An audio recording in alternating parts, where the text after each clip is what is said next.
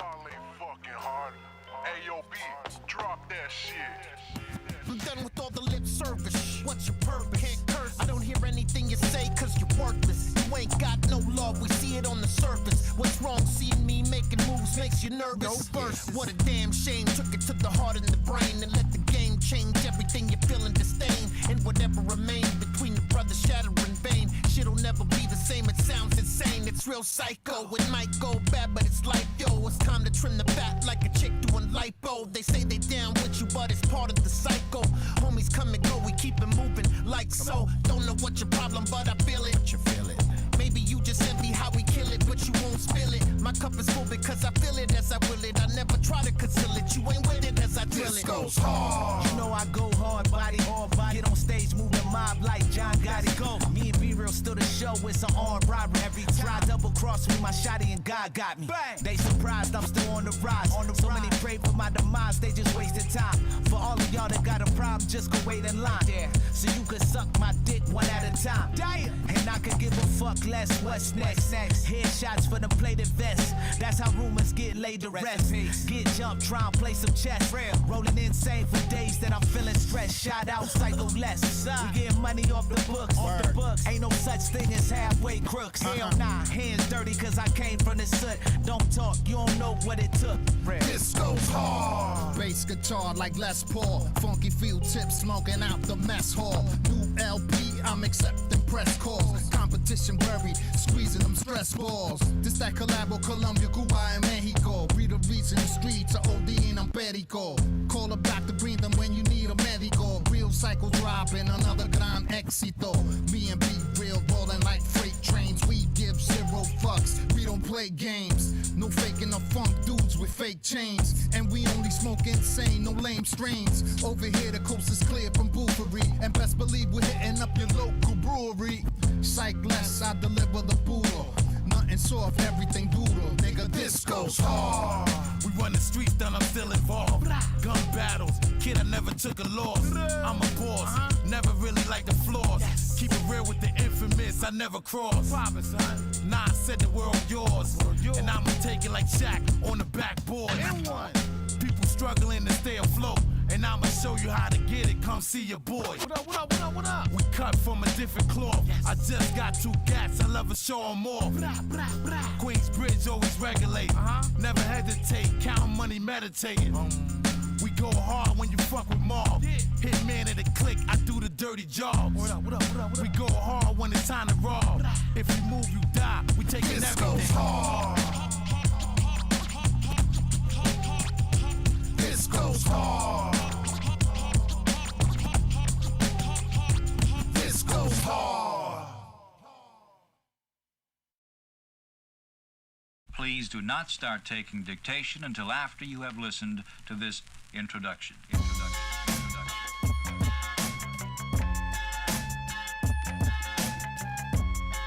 Fucking nice, mate.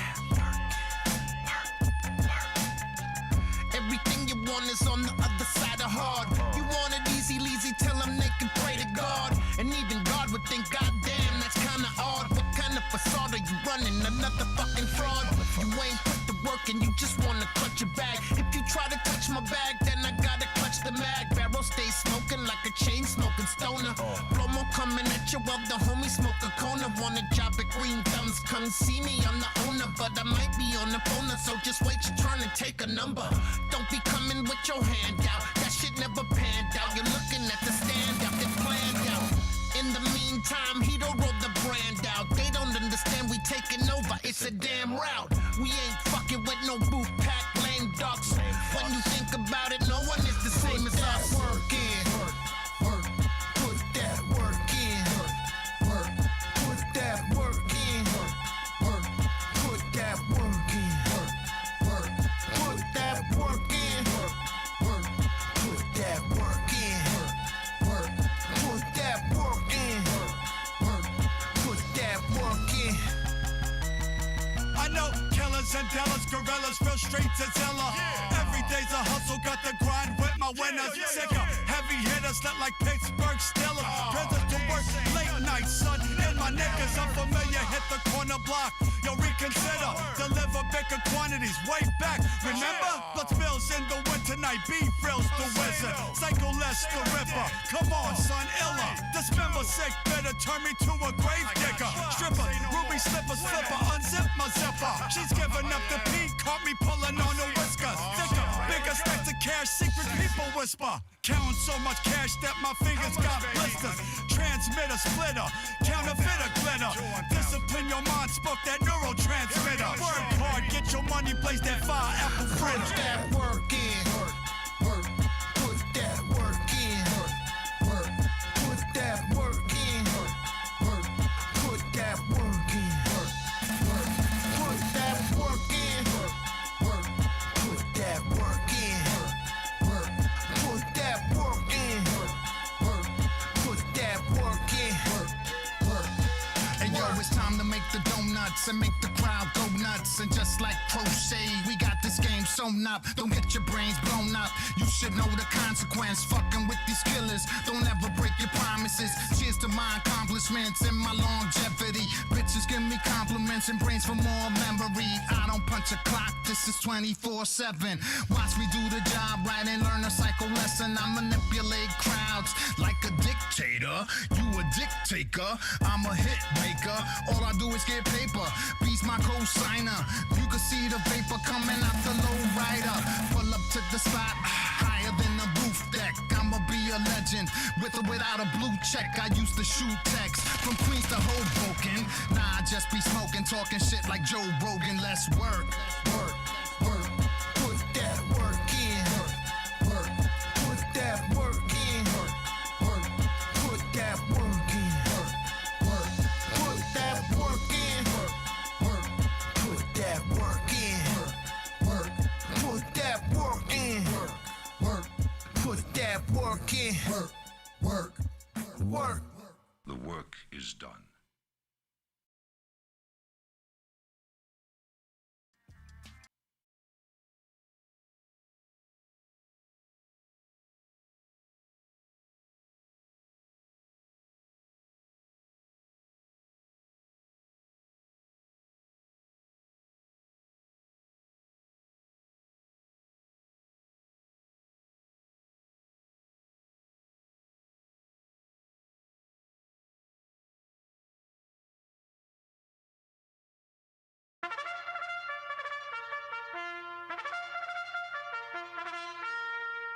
Disclaimer. This video, like all videos featured on this channel, is definitely intended for mature audiences. This video is likely to contain profane language. Content is inappropriate for minors. Video is not for kids. Welcome to the Dr. Greenthumb Show. Fuck all the way off.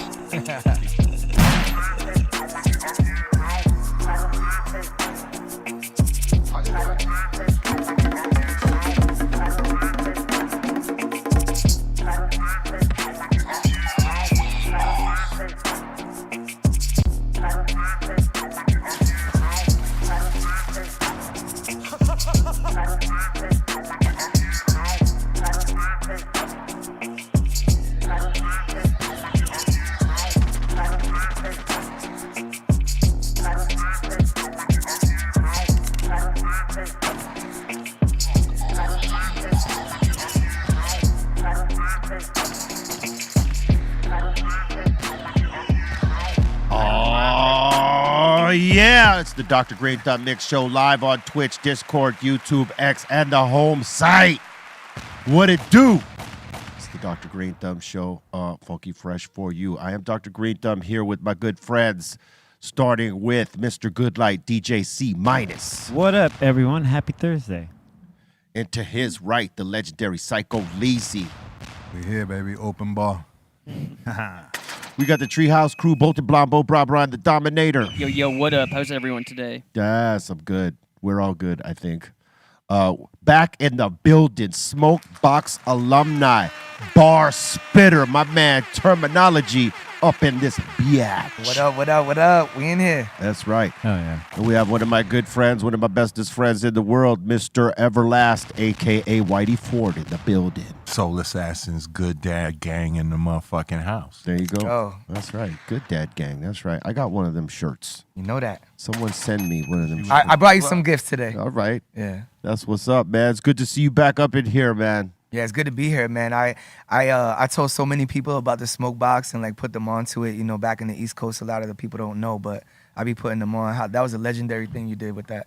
You know, you got stripes for that, you know, because realistically, motherfuckers are scared of the box. Well, a lot of people And you came in, can't survive. you came in, you know, and like handled it like a G. Yep. No water. No Windows water. up. Windows up. Yep. There are a lot of kind edits in some of those shows, people. Not Yes. mine though. not terms. Not terms. You know what I'm saying? Some water breaks were had that Nope. you never saw. Listen, Look, he said no water, and I was like, fuck. But okay. let me put it into context. You know, I've had guys in that box that are pro smokers that did not hang. Yeah. Know what I'm saying? And one of them being one of the homies I rap with. You know what I mean?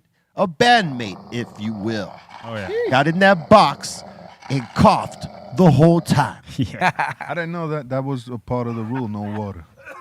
Well, it wasn't necessarily there was a part of the rule. It's just we probably didn't have any. Yeah, there you go. It was kind of in the air, like, yo, no water. Oh, look, they got it. Oh, yeah, see. It was in the air, like okay. no water. Oh, you my know? God. Term, you were a part of the first smoke. Yeah, well, the that's second OG second generation smoke boxes right here. Yeah. Because this is when we got in the Cadillac and the windows were up.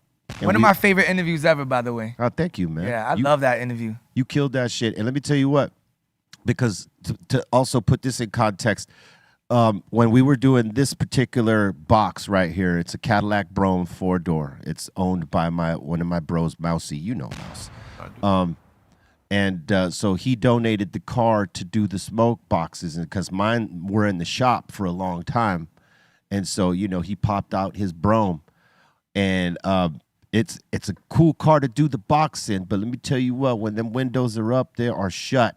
Mm-hmm. And it is fucked up in there. Let me tell Them you. lights made it hot as fuck. Yes. It was so hot. And at this point, we didn't have our AC installed yet. And so it would get dead ass hot in there. Yeah, I was high. You were as shit. surviving that was like Survivor. It was fun though. We had a blast. That was weed Survivor right there, bro. You did it like nothing. I got to tell you. Thank you, bro. I appreciate that. Everybody at this table has managed the box like no problem. Legendary. You're lucky you didn't have nobody sitting in the back seat. I seen Oh, that yeah, episode. we got you with the Yeah, back. because that's another blunt going. Smoke. Yeah. Yeah, see by Les's time in the box, we were already putting two heads back there so that we could be smoke machines. You know, Yeah. we had Everlast with Sick look at Jack that. back there. Aye. Yup. That's a lot of weed, man. Yup. Oh, yeah. But that's like Tuesday night. You know what I mean? Yeah, for us it's like That's everyday big boy thing. Everlast right there, yo. That's like shit, 60, 70 pounds ago. Yeah. There was those weeks we did like 2 in a row in a day. And there was like times, you know, we would just look at each other and just like, we trained for this. See, you know, and salute to all those people that did the box because those were the unafraid. Yeah. Those were the ones that stepped up and took the challenge, you know what I'm saying? Because it's not easy being in that car if you're not a avid smoker. Even if you are an avid smoker, unless you're built to be in a condensed area like that and like absorb all that smoke without breaking, which our crew always has been. Yeah, it's a tough piece, you know what I mean? And when people watch it, they're like, "Oh, I would never do that. That's crazy. No way. I don't want to get fucked up." And blah blah blah blah blah blah. They talk themselves right out of it. Oh yeah. So I salute those that have done it. Another cool thing was like all the famous people that signed their name on the car. Yeah, that was that car. You can't front. It's like you're looking on the side. It's like Everlast, this guy, that guy. It's like, yo, what? Come on, man. I'm part of history. Like, let's go. Word up. Hey, cheers to you and cheers to all the Smokebox alumni. Guys. Salute. Psycho Les, my Psycho brother. Leezy. Everlast, be real. Love you guys, man. Espresso, by the way. Good for you. Oh, that's not bad. Okay. Nothing like Jameson for breakfast, you know? Jamie's crying, you know what I'm saying? Yeah. Ooh. Oh, hey, that little splash of espresso after the Jameson wasn't so bad. Yeah. No. Actually kind of wrangled it together, man. I remember when I still drank like 11, 12 years ago, like there was this, I want to say there was a liquor that was coffee flavored. I think it was tequila. Okay. I think I want to say it was like Patron with coffee or something. Oh, yeah. There was a Patron Cafe. There was. There you go. Patron Cafe. Me and Yeah. Static drank a whole one at 6 in the morning. I remember It was that. like a purplish color. I remember it. One of my favorite new drinks is krs-one, I believe is the pronunciation of it. And it's this liquor 43 or 44, and that's like an espresso liquor. Oh, wow. And and something else, and that's it. And it's the most amazing drink because you can get drunk. I know I ain't endorsing it. Yeah, right. I know that, Sounds awesome. I know you talk about it all the time, so I'm like, you could get drunk and stay very alert. You know, like while drinking this drink. For me, I don't like the fucking ones that like are flavored like that. You know what I'm I saying? don't either. I'd rather But this is like yeah. drinking an espresso, like a chilled espresso. There's no, it's almost like you're not drinking, but you Yeah. are. Yeah, most of them are really sugary for me. You know Oh, what I'm yeah. saying? I can't, I like, it's just something about it. But like, I mean, I'm open to shit. I'll take a little shot, and if I like How it. about this?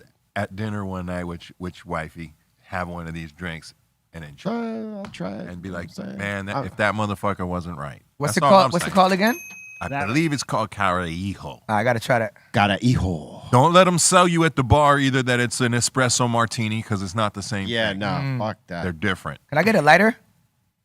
Yes, sir. Get it popping. Don't steal my Thank Gucci you, good lighter. brother. Oh, look I'll at take that, though. No, you use the This proper. one? Oh, you got a Gucci lighter. Okay. Let's go. Oh, boom. All right. Let's go. In fact, Yeah, man. Got a Gucci link. You might as well be able to yeah, get my got a Gucci lighter jacket. right there. You know what I'm saying? We on brand, Stay- Papi. Let's go, Papi. Put Stay it in the pocket after. staying consistent. You know what I'm saying? Yeah, 100%. Oh, man. I remember I got one of them Gucci cases in Vegas, and the same night I got it, some sticky-fingered motherfucker got it. I was like, what happened to my shit? That's why I stay away from like the Louis luggage, because it's like people want to steal it, you know? If you check your bag. I mean, it's fly to have it, but it's like people target you. Even the TSA and the dudes Yeah. that work at the airport are like, yo, there's something in there. If you take your eyes off of it, it's gone. You know what I'm saying? And sometimes, yeah, they'll pull it off that shit and be like they lost it. Oh, yeah, we I got a can't find Gucci your- bag and all that, but like checking it, you're kind of asking for it because it's like you're saying there's something in there. Yeah. I'll tell you There what. doesn't need to be anything in it. It's a Gucci bag. Right, even the bag. Yeah, just the bag Just itself. bag, be full of underwear. It's a Gucci bag. They're gonna take. Coming up anyway. I don't think people who travel with full sets of Gucci luggage are traveling commercial necessarily. okay. Some of them are, And- though. and You'll most see some people. cats do that. Are using it as a carry-on. You know what I mean? Right, Big yeah. fucking duffel or something. As I you mean, should, yeah. Most of the time, that bag is. I rock with my little Toomey shit that's covered in stickers. Nobody else's bag on the planet looks like mine. It's literally covered in like I always had an imagination of my luggage looking like old Bugs Bunny cartoons with stickers on. Oh, it right. from Oh, hell yeah. The different places. Well, I combined that with a bunch. And just there's no mistake in my bag for any other bag. Right. The minute it comes off the line. That's smart. Wouldn't it be hilarious though? if Toomey someone- bag, very quality. Wouldn't it be Had hilarious fucking though? 15 years. Wouldn't it be hilarious though if someone did have a bag that looked like yours coming off the All belt? stickered up. All stickered. I've seen all stickered up, and there's been a few times when I'll be like, no, but it's a different bag. You know what I Right. mean? I'll get a. Well, you got different stickers. And I got some, amazing art stickers kind of Yeah. all over it. Like, they're not worth anything. I'm just saying, but like the way that I've, it's just like very colorful. Like, oh shit, that does look like a fucking Bugs Bunny fucking cartoon. It's very artsy. Suitcase. Hell yeah. I was gonna say, what were you gonna say? I'll get a Louis bag and check it in, but it's gonna be an African bag from like from Canal Street or something. Fake Louis. Here's my thoughts on the whole no fucking one's thing, gonna dude. know. If you can't like buy a fucking whatever duffel of Louis or Gucci or whatever, but whatever the other, at Goyard and kick it around the fucking airport floor like it ain't shit, don't fucking buy it. You don't need that shit. For fucking real.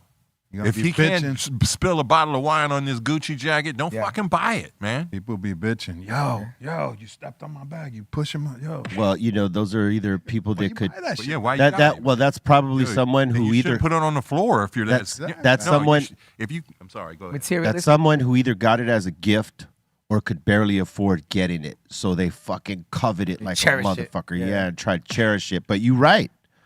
You're right. You know, if that's probably fucking the only bag. excusable thing to me is if it was some sort of gift and a precious thing to somebody that I can understand that a little bit Keep more. that But shit at home. If you bought it, you have no reason buying it. It's like being at the crap table with rent money, man. You shouldn't be there. Yeah, the people that actually can afford it don't give a fuck about those bags. They'll go buy another one. I'm saying I've had cats, you know, I got whatever, a Louis.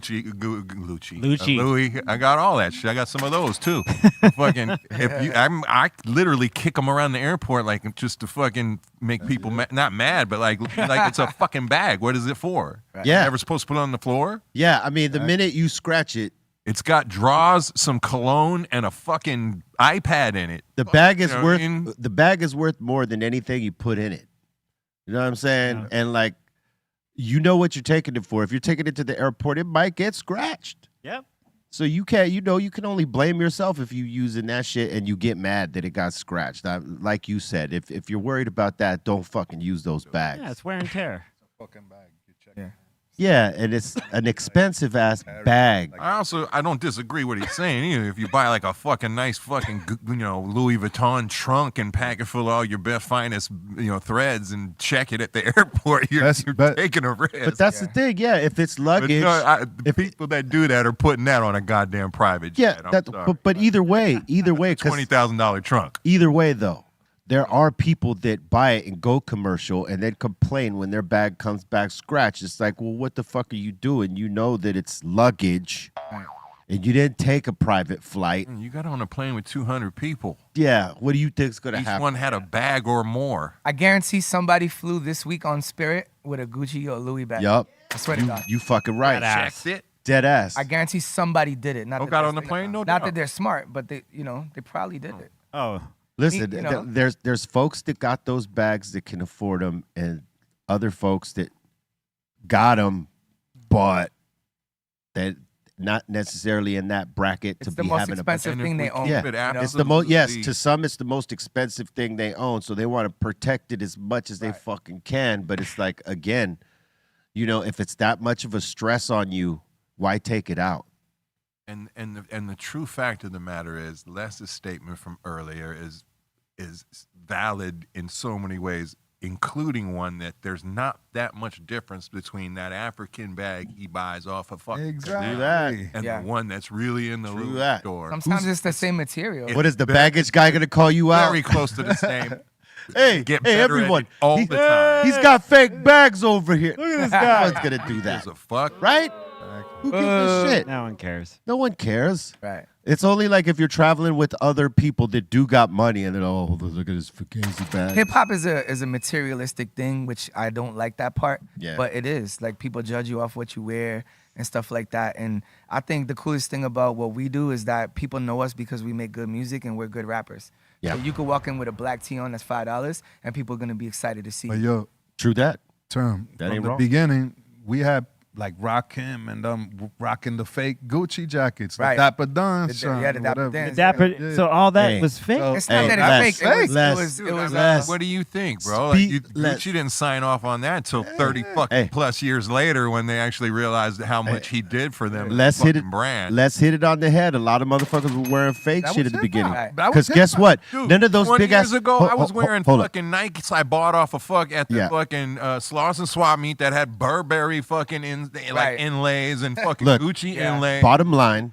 is And that nobody gave a flying fuck. They were like, that shit is dope as fuck. bottom line is back then those big ass brands weren't fucking with rappers. You were wearing the fugazi shit because they weren't giving it to you. Two, no rappers back then could afford it. They didn't even make a hoodie They back didn't- yeah, they didn't made make any some of that. really like foo upper echelon high Yeah. fashion bullshit, except for maybe the belts and the things that had the logo Right. patterns and shit on it. The few things, a shoe here, a jacket there. It was those key pieces that Dapper Dan took and made into street fashion things. Yeah. Yeah, By hey, buying, listen. yes, Hey, absolutely hey. bootleg belts of African Hey, fucking trip knockoff this out. fucking Hey, Gucci trip this Louis out. Vuitton shit, for Hey, no doubt. You just hit on a great point because like the way that all these the lighter cases things were made are made in that same vein. Where they were taking all the fugazi fucking bags and cutting them up and making them up as part of the fashion shit that we were seeing back then in those suits, right? Now it's in the lighter game. For sure. Like all these ones that are like the Gucci and Goyard and all those fucking lighters. Some of them are real, but most of them are fucking fake. Oh, I know this ain't real. But no one gives a fuck. They just look cool and, you know, hey. The dude big on deal. Instagram and I ain't blowing him up. The same.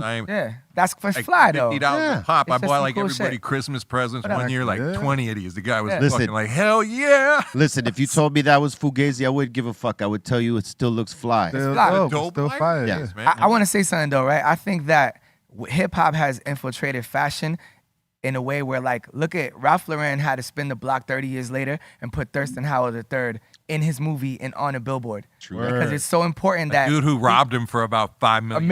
it's so important that he stole that much polo that he made it important in this culture. Yeah. You know, so it's like they got to spin the block and give us and cater to us now. Yeah. Really, the only reason polo has any cultural relevancy at all. For real. See that fucking whiskey, motherfucker? Yeah. It's the low lives, right? And hip-hop. Start tweaking The coffee. low lives. Hip-hop. But yeah, I mean that's the only reason. I mean we never even would have heard of a Tommy Hilfiger or a fucking It wasn't for Jerpo Pooh. or Y'all- anything y'all- like that. y'all It did was that, for you know, cats 90s like rappers. Grand Poobah. The 90s cats rappers like that. made it lit. Yeah, the 90s rappers. Yeah. I'll tell you what, the people that never acknowledged though, right? That we, you know, hip hop culture blew up their fucking brands, which partially is Nike. You know, Michael Jordan did it, but like it's because a lot of fucking hip hop fans fucked with Michael Jordan, even though he didn't fuck with hip hop, right? Right. The other one, Timberland. Timberland. It was a working man's boot. Timberland never broke bread, knowing they made so much money off the hip hop culture in the '90s. Right. Everybody give a had, fuck? yeah, they didn't have, Yeah. they didn't give a two fucks. Took They the didn't- bag and kept it moving. It was Yeah. getting money already before hip hop. Yeah. Yeah, but they had an influx of money from a revenue stream they did not expect. They which weren't was they weren't charging 200 for that boot. no. They were charging 100. And now that all the rappers wear it and the streets wear it, now it's 200. Now it's a part of Now there's fashion. a Louis Vuitton one that's 4X. Yeah, Like, what are we talking about? yeah. How I was gonna ridiculous! say, and Hip-hop. now they do collabs with high-end brands because it Hip-hop. was cool in the Yeah. streets. You know what I mean? Hell yeah. Exactly. And what it was 5 years ago. I don't know if he's still in that role, but they had to step up and put Dapper Dan on a pedestal, Yeah. Gucci, Yeah. and say we're making him our worldwide kind of ambassador of you know style or whatever his They gave role him like was. a 2-year contract because it was Yeah. proven that they stole his And- style and never paid him. Oh, Yeah. yeah, because he took their logo and put it on shit and made it cool. And I guarantee you, as fake as that shit was, as we were talking about, Yeah. that leather was probably the most premium leather. Yes. You didn't And put they were together getting money. You know, weak shit. Yeah. BDP suits were hard as Those are fuck. fucking I wanted fire. one. Dude, You all know? hey, Hell listen, yeah. Rock him Hell straight.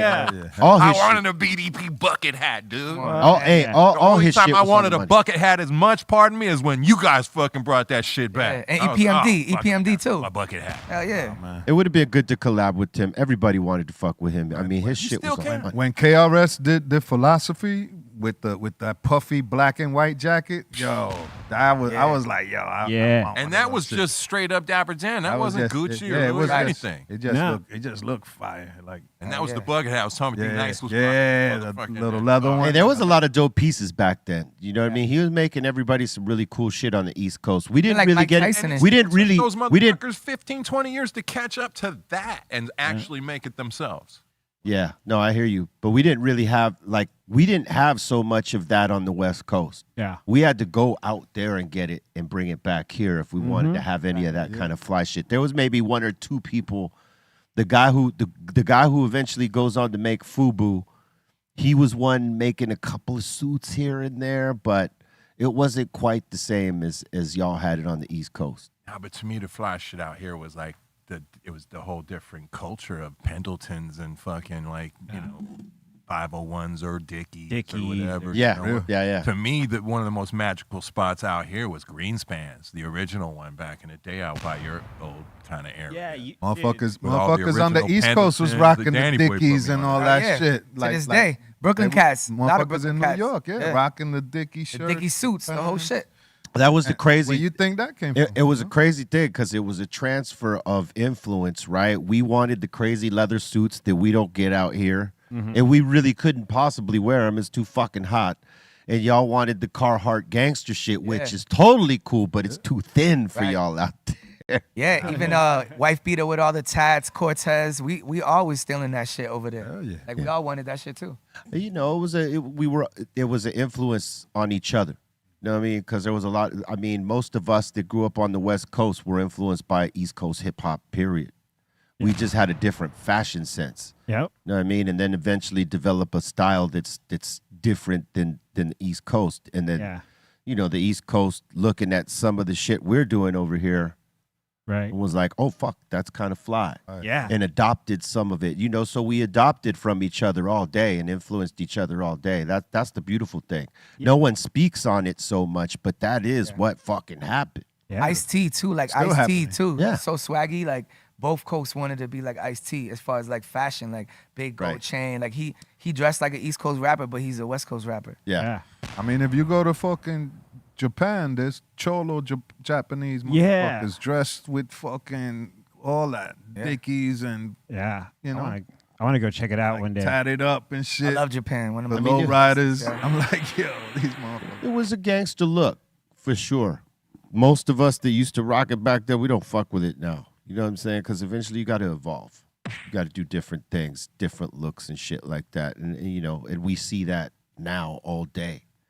The looks are crazy all over the place. Some dope, some not so dope. Look back on your at old a certain pictures. point, you were stopping trying to advertise a certain thing while you're trying to get on in your career Corporate as a world. musician. Right. Yeah. You're trying to not show flags that you're active in the street also. Well, Sure. yeah. Right. I had to be very careful because I was one of very few bloods at that time in the hip hop industry here on the West Coast. There was Booyah Tribe, myself, and then eventually DJ Quick, or maybe Quick was at the same time, and very few of us.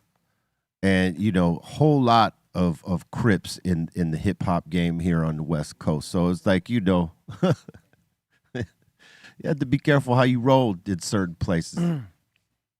But, you know, the style was what it was. And now it's evolved, like, because you rarely see that shit anywhere nowadays. You know what I'm saying? In terms of rappers here and what they're wearing, they're not wearing nothing close to what motherfuckers used to wear in the 90s or early 2000s here on the West Coast. It's on some different shit now. It's quite the opposite. Fashion has changed around. Oh, yeah. Yeah. Well, now they follow in fashion, and fashion isn't following what was happening. You know what I mean? Yeah. I didn't invent shit, but I'm saying the things I was copying weren't in fashion magazines. Yeah. They were shit I saw, like Exactly. that shit. Like, you know, we was rocking Yeah. the Cassell's There was no internet either. before it was like a big thing, you know? Back, you know? Before No Run lenses, right? No Yeah. lenses. Hey. just Yeah, looking I got cool. the clear ones too. Yeah. But look, that goes to show you the influence of hip hop, because the motherfuckers started wearing those Cassell's after Run DMC and the Fat Boys Right. and Beastie Boys, I think, were fucking running them. Everybody was And then everybody needed that a fucking came pair. from the street. That's what I'm saying. That style, it's just a street. We made that shit famous. You know? Yeah. It wasn't some fucking, you know. And did Cassell say thank you In the to street. Probably Run not. DMC? No. I Run almost wanna say DMC. there Run might have been an DMC. addition. Hold up. Run DMC popped off Cassell's, extra sales for Cassell's, right? Yeah. And also for Adidas. It did, yeah. and relaunched fucking Aerosmith. Right. Yes. Black leather jackets too. They used to. That was the yo, power of hip hop, Everybody right? wanted there. They used to black have. leather. They used to have the bootleg Cassell's, Gazelles. Gazelles, there you go. Those- The I had a Gazelle. pair. I ain't gonna lie. Gazelles. I had a pair of those. The I Nazels. laugh every time I see shit like that. Yeah. The Wazels. Yo, you got the Gazelles. I had a pair. They didn't last long. They got But snatched they up. look pretty Yeah. good for those days. Yeah. You in the streets, you throw them shits on you. Yeah. You left those hanging somewhere too long, someone was snatching them bitches up. You went the wrong place. Somebody might snatch them off your face. True that. They'll take them right off your face. The squad rolls up with you. Hey, let me see them glasses. The old I like adage, them what's glasses. the Those are answer my to- glasses, homie. What's the answer? Like, hey, what size are those, homie? Yeah. Yours. What about it? Not yours, That's motherfucker. the- Not yours. Not yours, motherfucker. At that point, the question's been asked. It might as well be like they're yours. What Yeah. about it? Or you want to find out? I sell them. I sell them to you. See, that's just like you Going can't on even like. socks. Yeah, when you get a question like that, it's not even a matter of an answer. It's a matter of an action. How do you handle it? you fucking sock them right dead in the fucking face right then and there. Don't even give them the option of an answer. You know what I mean? Because it's like if they're coming at you like that, they're planning to take your shit. You know what I'm saying? So if you got the means to not get fucked with, if it's just one person, yeah, you fucking crack them. Don't even say a word. But if it's like a few of them, then you need to take stock. You either give it up or you better be running fast. Which is always or you try to knock two of them out and take your chances. And jump off the bus at the next stop. Yeah. It doesn't always work out the way you want it to. So, like, you have to really take stock. In your mind, you think you could beat everybody, and then the next thing you know, you're getting jumped. Like, it's not a video game. I never thought I could beat anybody. I might have just been on the bus trying to catch a tag on that line, man. I don't know. No, that's the thing. You know, like, the minute you start talking is when you get tagged up. I learned that shit by seeing motherfuckers that, you know, I rolled with, tag people that were talking too much, or motherfuckers that were with me that were talking too much and got tagged up instead of, like, action. Right? So if you're going into a confrontation, the worst thing you could do is talk. Yeah. Because if your intention is to do something and their intention is to do something, someone is going to make the first move. And if you're the person that does this, I'm going to fuck you up. Bang! Yep. You know what I'm saying? So you have to choose before you even get to that point. Am I going to fight with this motherfucker or not? And if you're not, don't even go for the confrontation. Yeah. But if they're coming at you, you have to decide, is this fucking chain or whatever they're going to take, is it worth what's about to happen? Right, because you can get another chain. You can't can get another chain. life. Can't get another Whatever. life. Yeah. It's real. You know what I'm saying? I hear And that. especially if there's a few of them. Mm-hmm.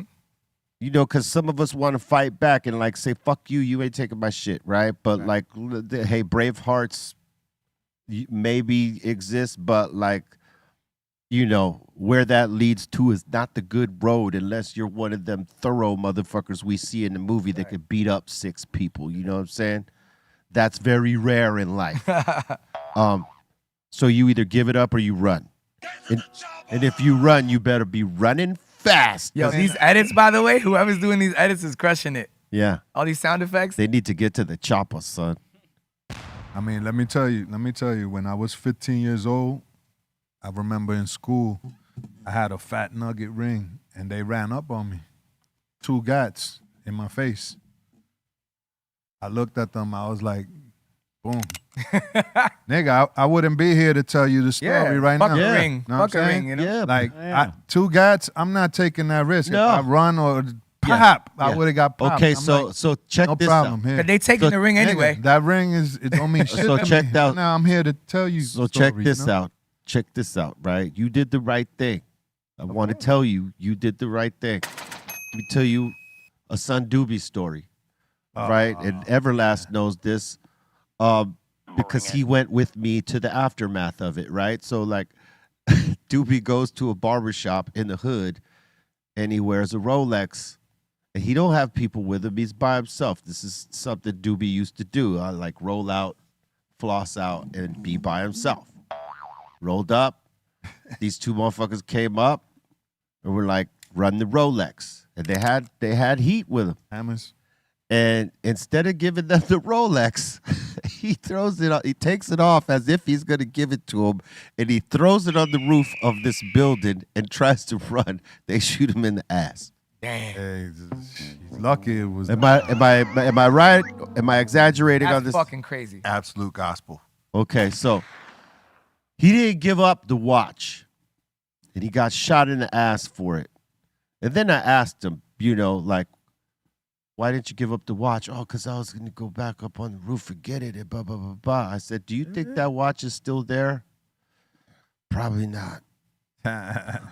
Should have just gave up the watch. Could have done one show, got the watch back. Or claimed insurance on the watch. Yeah. If you were smart, when you bought a fucking Rolex, you got insurance on it. So if you ever got ran for it, Yeah. It's you not just worth get it. To me, it's like That's a you funny know, story, though. yeah, and me and Everlast, the very next day, we go down there to visit him in the hospital while he's laid up. We're like, why did you just give up the watch? I hope it was a 2-2 and not a 4-5. No, he had a good one. He had a good one. Big bullet. Scar Jeez. ass. He learned from that.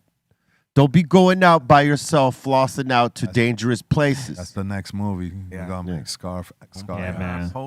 ass face. Yeah, you know, you got to be careful, man, especially here. Yeah, There's a whole lot of wolves out here, from way back to now. You Now can't they're- really sleep anywhere, I think. Yeah, There's yeah, You that's don't true. know, you know, There's a whole lot of wolves, and just like this little guy at night, he don't realize he's food, and a lot of these cats don't realize they're food. Yeah, let me tell I you. know in certain places in life, I'm food. right. Yeah, if you go in there unaware. Exactly, and unprotected, you're food. Yeah. Let me tell you That's something. just the law. Let me tell you something. And people think France is all cute and ooh No. la la. You go over there, nigga. You better London, be too. watching. Shit is grimy. London, Motherfuckers is Woo! you know, You turn grimy. the city over every Man. fucking Hey, 3-4 hey, years. let me Like, just- turning it upside down and back. Let me just say this, right? For people who are from our side of the water, right? Who think that there ain't no gangster shit down there. There was gangster shit down there before our continent even was developed. Damn. I mean, that the European continent, Right. like and further out, fucking have been a part of gangster shit for thousands of years before us. They took this shit. That's how gangster they know what I'm are. saying? They took where we live. Like, So it's like to say that London doesn't have any gangsters or Paris Germany doesn't or- got any believe me. gangsters or Germany or Italy, which got- we know has Everybody, gangsters. yeah, everybody. That's just ridiculous and laughable because like you can't just think that it came and was spawned here. It was not. It's E, not- you think the dog is high? the dog's he's Nah? he's Nah, he's contact. chilling. His eyes are Looks wide open. chilling. Just wondering. No, he don't get Oh, yeah. he gets Stretching, here he's all the stretching. time. That's why Chilling. nobody just don't blow smoke at He's him. doing right. dog yoga, son. Yeah. He's doing dog yoga. He's like, He was high, his eyes would be fucking almost closed. We taking another shot? What's up? All right. I'm with you here. Let's pull him up, man. I wish I could say I drove it. We got the bartender. I did not Psycho drive. Easy. So I did not drive, nor will I be driving today. there you go. So I can have another one, and I'm not gonna feel bad about it. Know what I'm saying? Thanks for the parking spot. Yeah, you're welcome.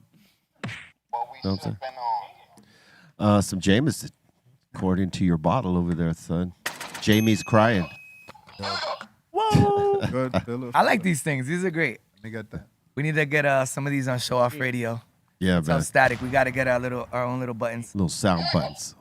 Static is funny, B. You gotta be into the mic. We end up at the bar. Oh yeah, nah. Static is my drinking partner, man, since 16. Hey, salute to Static Selector, Best friend man. since 16. He's a nut.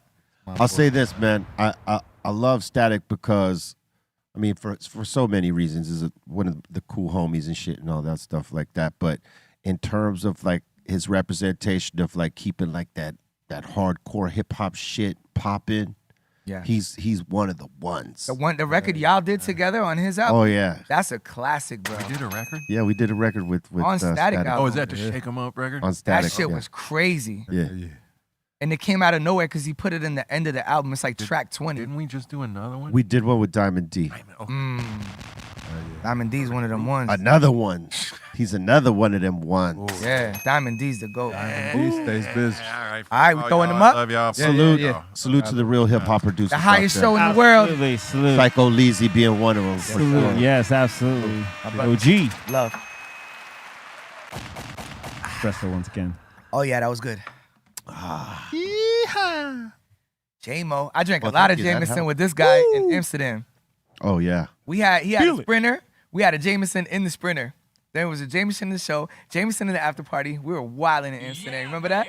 You know, this fucking guy is the one who introduced me to Jameson. Oh no, I think this guy almost got me arrested though. No, No, you he was almost- talking to police crazy. I never seen nobody talk to police like this. He's like, get the fuck out of my face. Move over. Do your job. Yo, wildin'. I was like, oh shit. I never seen nobody talk to police like Oh, like you will have Everlast. a special time hanging out with Everlast, baby. He's a Let me wild tell guy, you man. what. We've had too many. I love it though. I've never seen that shit in my life. No, I was I like, think this what? guy was like he's a Esteban a little bit. He likes to push to the. You know what I mean, I might have done. I was all nudging that him. shit, but I was definitely nudged and instigated and That was crazy. It happens, man. That was a good time though, not man. agitated, but Coerced. he was enjoying it. Yeah, I had a good time, man. I mean, enjoying like watching me just do my thing. Bro. First of all, you're my friend. I had enough liquor in me where everybody else was. Oh wow. You know, when you're that drunk, we were wilding. You know, everybody else. The liquor's talking. And I drink. You know, I've been on tour with you for 3 weeks. Yeah. We drank 100 of those games. I mean, I'll be honest, Term. A bunch of my band members were like, "Yo, that dude's toxic. Don't hang out with him." Anymore. And the thing is this. And I would be like, "Nah, Term's good, man. He's I'm a humble. He's Listen, alright. I'm a humble person, right? But I like to turn up. Yeah. There's nothing wrong with that. Just pushing your buttons all night. I was like, word. I was like, Ah, come on. You were the one wilding. Let me tell you something. Anytime. I mean, I was wilding, but you were telling police, I "Oh, hear fuck out of here." Esteban. And I believe that. Yeah. And I believe Son, that because I swear know to him. God, I've never seen nobody talk to a police officer like that in my life. That's different. That's white privilege, and I abuse it all. You abused the shit out of that I shit make that night. sure to like entertain my folks that can't do it. You use all the perks. I humanly Bro, we were can. so happy. Here. We were so happy. Like, we were in the back seat. It was me and my I have singer, no me and Jay. problems fucking just fuck you.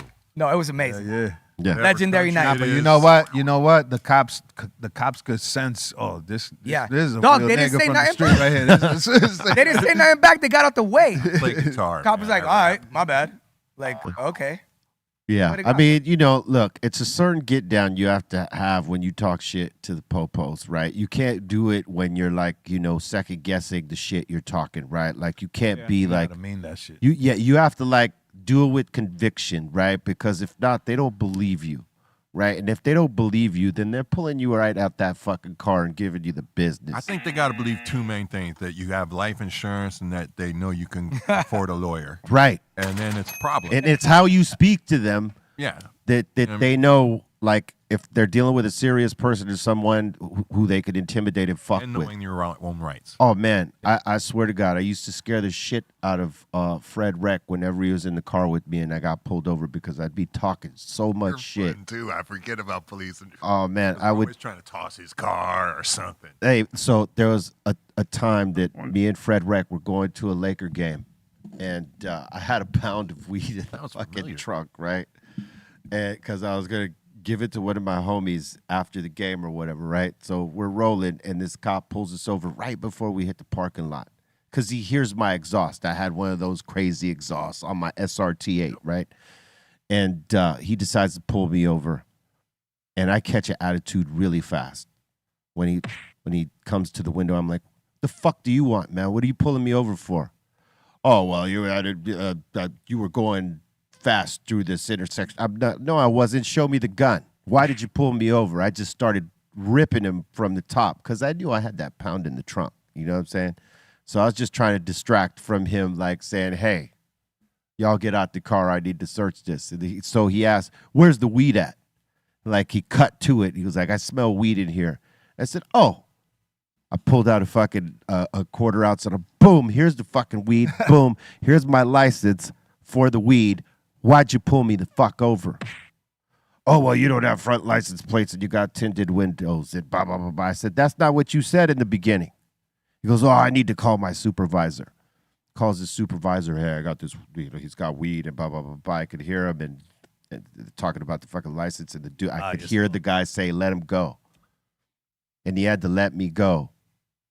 And I'm like, "Thank you." And I fucking rolled the window up and popped off and went into the parking lot. And Fred Rex says, "Hey, Uncle Louie, you were," well, because that's another name they used to call me in another time. "Uncle Louie, why the fuck did you pop off on the popos like that? That shit was crazy. I mean, why?" I said, "Because I had a pound in the trunk and I had to do something." Did the right thing. That's right. Could have caught a nice charge that day. Yeah, Right, I avoided a nice charge that day. Yeah. You know what I'm saying? yeah. Because by law, you could only have 8 ounces at the time, and I was way over.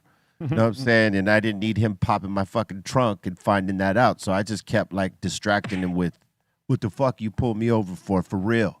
Because it ain't for this, it ain't for this, it ain't for this." I just kept disputing. And then when he mentioned the weed, I popped the weed out in front of him. And he was like, "Well, that's only a little bit of weed. How come it smells like it's the whole car?" I said, "Because that's the fucking best weed in the world, man." Like, without hesitation, I was selling it. And Fred Wreck probably didn't get in the car with me for another 2 years. Yo, B, could I get one of them lighters? This one broke. Yes, sir. Thank you, brother. Pass this on over. you guys. I want to throw it over the dog. Brother, appreciate it. And the Gucci lighter, bro. You no, just no, not his. This right here. you just I caught him trying to put it in his pocket, man. listen, you got to fucking know how to play poker when you talk that shit. Dude, that's so close to our story. Oh, But we've yeah, told our ours. story. Ours was so close to So Everlast and I, we had this homie named the Packer. He was like an Japanese dude out of like Montebello. And he was my homie, you know, going back through another homeboy, right? And we would get our weed from him. And he had, before the Kush came along, the most expensive weed we knew about. It was like $400 an ounce. And it was really good. Didn't have a strain name. Still don't know what it's called to this day. Grew it up north somewhere and then brought it down, and his nephew and our homie, who was the grower's nephew, would fucking, you know, pop it off, right? And so we get the last bag of his shit before we got to wait on his next hit, right? And we're ripping we're ripping down on Highland. We had just finished coming back from getting it from him, and then we went somewhere else, and we were coming into Hollywood. And I think you were driving, if I'm not mistaken, right? Typhoon. Or was I driving? I had my Typhoon, I think. We both had Typhoons. I don't know if I was driving or you were driving. I think you were driving. I think I got mine, and then you got yours. You were driving. I was driving. You were driving.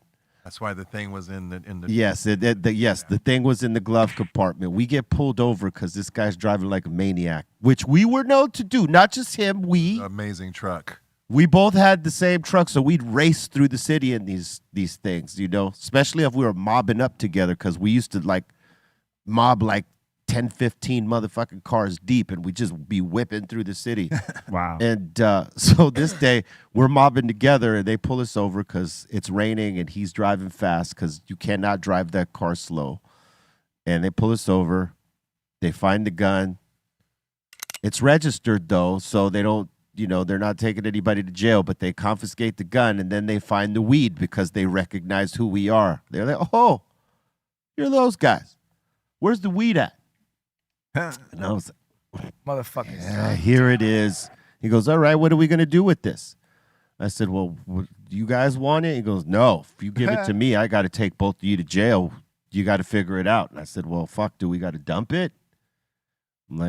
He's like, yeah, dump it.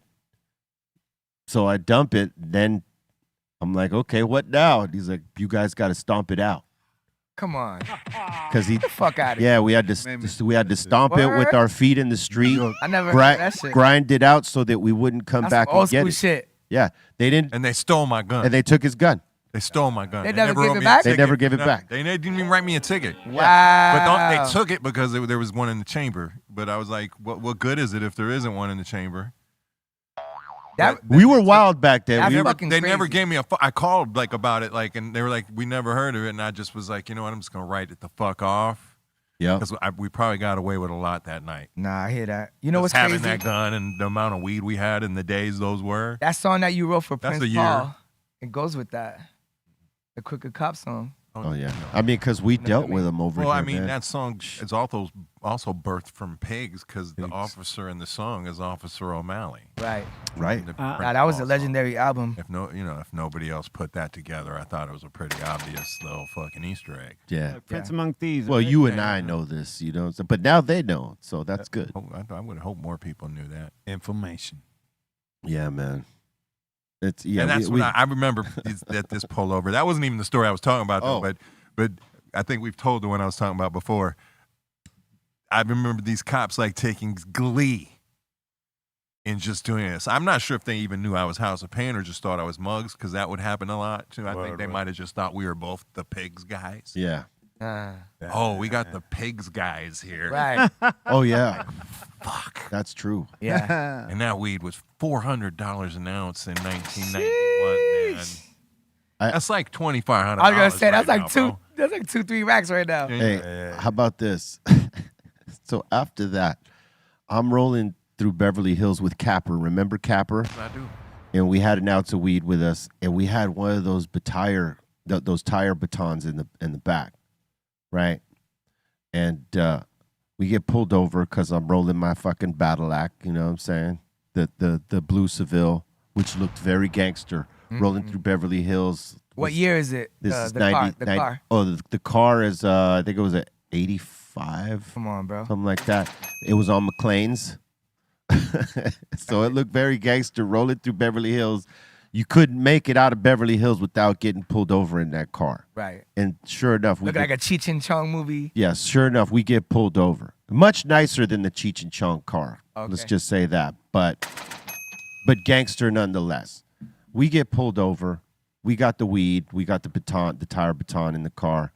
And I had gotten busted a year before on a weapons charge in Beverly Hills, right? So fucking as he's giving me the business, he goes, "Hey, I know your name." And I'm thinking it's through the rap shit, you know what I mean? I'm thinking, "Oh, you know the music?" He goes, No. It was my son busted you about a year and a half ago. Get the fuck out of here. Oh wow. With your family, whole family locked you up. He's like, with your pistola. Do you remember that? I said, "Oh yeah, I remember that." He goes, "I hope you cleaned your act up." I said, "I have." He goes, "But you got this weed." I'm like, "Yeah." What are you gonna do with it? I said, "I guess I'm gonna throw it out."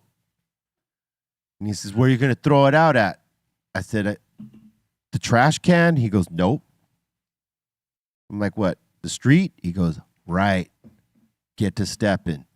And he made me grind it out. And then after that, and he goes, and then he says to me, he goes, "My son, when he got you clean, and you remember that. Wow. But remember when you're writing songs about this pig, that this pig gave you a break. Damn. Now fuck off." He took the tire baton, and that was the break. It wasn't even the weed. The tire baton is a felony. Right. If you have any of that type of shit, even a baseball bat, over a gun even, it's a felony at that time. Oh wow. Right? And he was giving me game. He goes, "I'm gonna take this tire baton from you, because if not, I gotta fucking write you up for a felony. And I know you do music and you're trying to do different things now, so I'm gonna cut you a break. Wow. So when you talk about pigs in your song, remember this pig gave you a break." That was one of the craziest lines anyone has ever told me. Yeah, nah, for real. In I ain't life. gonna lie, bro. Yo, I Have you had ever some told that cops tell me story some before? shit like that. Huh? Have you ever told that story before? This is maybe the second time I told it, third maybe. Well, I mean, they caught me in you got Brooklyn it, one guy. time. You just got Yeah. shined. So sometimes, bro, I ain't gonna lie, right? The smallest, like the craziest things I did, I didn't get caught, and I got locked up for the dumbest shit. Like I was taking a piss in LES. You get locked up, but then you do some crazy shit and you don't get locked. I'm just saying, like, it works out like that, you know? Dude, Yeah. here's a fun crazy thing. You remember I had a crazy gun charge at Yes. the New York airport. Yep. My apartment in LA was under surveillance for fucking a year. Wow. The things we did, Oh yeah. I don't know how they went, because they were watching all the time, but there was like so much weed that moved through that place at some point, and it's been long enough, I don't give a fuck. But it was hilarious, that these people were like, that was a crazy charge, by the way. But Yeah. A gun charge in the airport in New York? That's insane. yeah. That's Yeah. like terrorist shit. I didn't do any jail. Well, this is before all that happened, but That's crazy, bro. That shit it's cost like- me no, it was right after the first Twin Oh, the Towers first- bombing oh. when they drove Oh, underneath. the That's bombing, why it yeah. happened. Okay, Right. like 94. Because we used to fly with guns all the time. Wow. yeah, We would we'd just put take 'em in- them apart and put them in separate pieces of luggage. put them in the check-in. They never, your luggage back then used to hit at the curb and go under the airport right onto the plane. You could take still it do on that. the plane. You could still do that. You just gotta make them aware, and it's got to be a registered They gun, still, at obviously. this point, X-ray everything, Yeah. I'm sure. No, but like if you tell them that you're taking it, it's but not. they were bringing everything up top because of that first bombing, and In the 90s, I got a question. Could y'all just sneak a gun on the plane if you wanted No. to? hell no. Because you know how now they got the X-ray shit. and all No, that was Nah, the only you- thing 80s getting on in the the plane. 80s Like in the anything 80s you you were could. In the 80s though? Well, Yeah. before the metal. Because normally the luggage you were sending underneath wouldn't go through that. It would just go underneath the plane. Right. So you Well, could kinda before- put whatever in it. Well, Before they had metal Like the detectors. movie Blow, right? You throwing bricks in the bag and all that. Yeah, before they had metal detectors, No, you I could never- sneak. Not y'all. I mean, like the movie Blow. Like they put bricks in the bag and they got away with it. I'm Well, sure yeah, there like- was a point when that was a thing. Real. Well, like 70s. shit like Pop- that. yo, for Shit real, like 70s and 80s. 70s, you could kind of My put pops Oh my God. was taking things to Colombia and he breaking things up, putting them inside televisions and doing all kind of crazy things to get before the X-ray shit. Yeah, but before that's the that's X-rays. that's you know, you ain't taking a television on a commercial flight. We're Nah, talking. we was flying. No, we was flying, checking shit in. No, that's not what I mean though. Not like TV, but you know you could. yeah, search like shit. back before the metal detectors, you could bring in a bag, and if they didn't check it thoroughly, they weren't fucking catching weed or coke or whatever the right, fuck. yeah. You know what I mean? It had to be very obvious. It wasn't until the metal detectors to where you couldn't sneak. But a shit. gun is something different, you know. Yeah. A gun is different than drugs, so that's really hard to get. Like, Yeah, I mean, remember, you got these days, most So- people know and they just forget. Like, Yeah. oh shit, I like put you my saw gun what in my happened to Joel backpack. Santana, right? He had a gun in his bag and he forgot, and then he got locked up. I don't Oh, I didn't heard about forget. that. I didn't Heard about forget. I saw the bag come. I saw them wheel all the luggage in, and I was like, "What the fuck's going on there?" And even though we used to take our guns apart, attest to this. Yeah. Like we used to No, no, bang, that's bang, true. bang, boom, here, Yeah. nothing's nowhere, but it's a gun in there. So, but I'm like, oh shit, they're about to X-ray everything, and I go to shit. leave. I go to leave the airport. They know it's yours though. My bag's already the first one on, bang, and it stops, and I'm like, all right, I got to get out of here. I tell Estevan Oriol was my road manager at the time. I tell him, I'm out. Just tell him you didn't pack that bag, that it's my bag. You could say it's my bag. I don't give a fuck. I'm out the door right now. I'm jumping in a cab. Turn around, 2 officers at the door here. Waiting for your ass. No, I turn this way to go through where you would go through the ticketing and then go find another door, and there's 2 officers right there. I'm like, oh, shit. They Now I'm got me. looking, and they're obviously at the screen. There's like 5 guys pointing at it now, like right here, like, whoa, and I'm like, it's obviously my bag. I was like, well, I was just like, all right, I'm going to go eat it. Yeah. I walked right up to it. I was like, is there a problem? It's my bag. And they're like, yeah. I was like, this is supposed to go under, by the way. That's the first thing I'm saying. I was like, I'm not trying to take this on the plane. Right. Carry on. I was like, this is supposed to be checked at the curb. And they're like, is there a gun in your bag? I was like, technically. I was like, yeah, kinda. It's in pieces, but yeah, I was like, there's a gun in the bag. And the problem wasn't even that. It was that it was not a legal gun. It was not it's a an registered illegal gun. hammer. Yes, it was. Oh. It was. Sheesh. And I will not go further into it than that. That was a And there it is. nice year and a half of my life of fighting that one. Do you like cheeseburgers? Do I like it? Why? Because it's national. National Cheeseburger Day. Is it? What? Shout out my brother Bun B. Bun B got the best burger in America. Trill Burgers. Word up. I I still got to try one. The Trill Burger is banging. Yeah, he bro. ain't brought it. Hey, this is where the Trill Burger should be at. Brought on the show. Hell I yeah. can have one. Be Real can have one. Bun B I got, need one. man, Bun B Yeah. got the best burger in the world, bro. I went to the Houston Rodeo. You know, He was here. supported, He was bro. here in L.A. just the other day doing some blaxploitation film music thing at the Hollywood Bowl. I don't know. Bun B is the nicest guy in the world, and he's a super goat. He bought his business, bro. I love that man, and he's like a mentor to me. You know what I'm saying? Yeah. I love him like a brother. But man, just watching the burger grow from like something. Yeah, look at that. Yeah. Just started, bro. What? That looks Like, delicious, son. No, and I gotta man. say, Go burgers, let's go. I gotta say, I want it in the spray painted box, all that. Or I gotta say, airbrushed, whatever. in the hip hop game, he's one of the nicest motherfuckers you'll ever meet. 100. Like a 100 dude. And he's a killer with the bars. Yeah. Absolutely. He got a record with DJ Premier with Bun B and Sling. Yeah. Salute to Bumpy. We keep trying to get him here.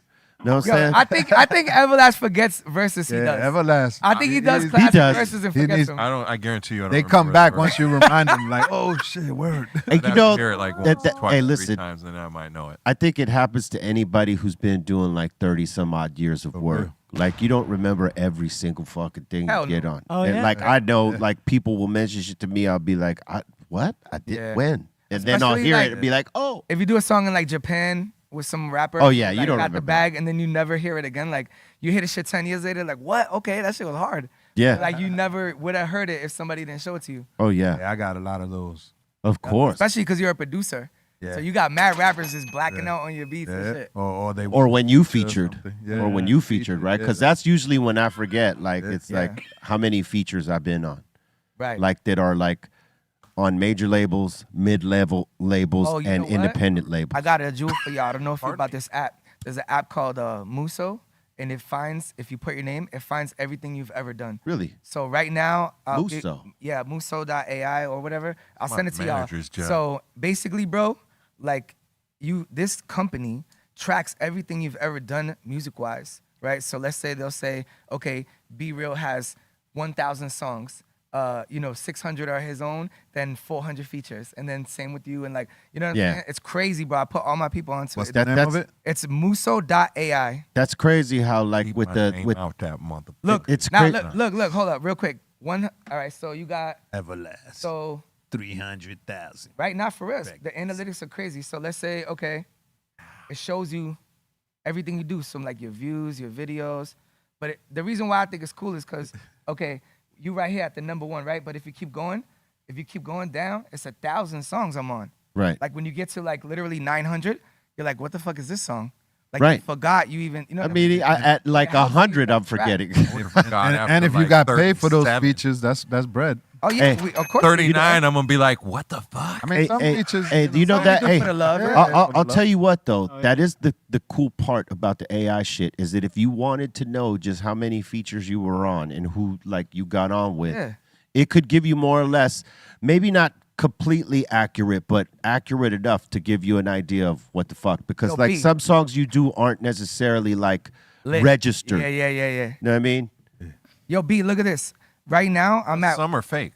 There are That too. AI like That too. collaborations I've seen with my name on them. Yeah. Oh yeah, that's weird. Where it's not like a full-fledged like me phony. rapping or anything, but like my background vocal or singing. I the think hook. I think you have I'm to like, ask. No, I'm. Oh, go ahead. But I'm saying I think you have to ask it in the prompt, like official songs, and Yeah. then it'll narrow it down for you. Yo, for real, look at this. 1,229 songs Damn. I've written, according to this app.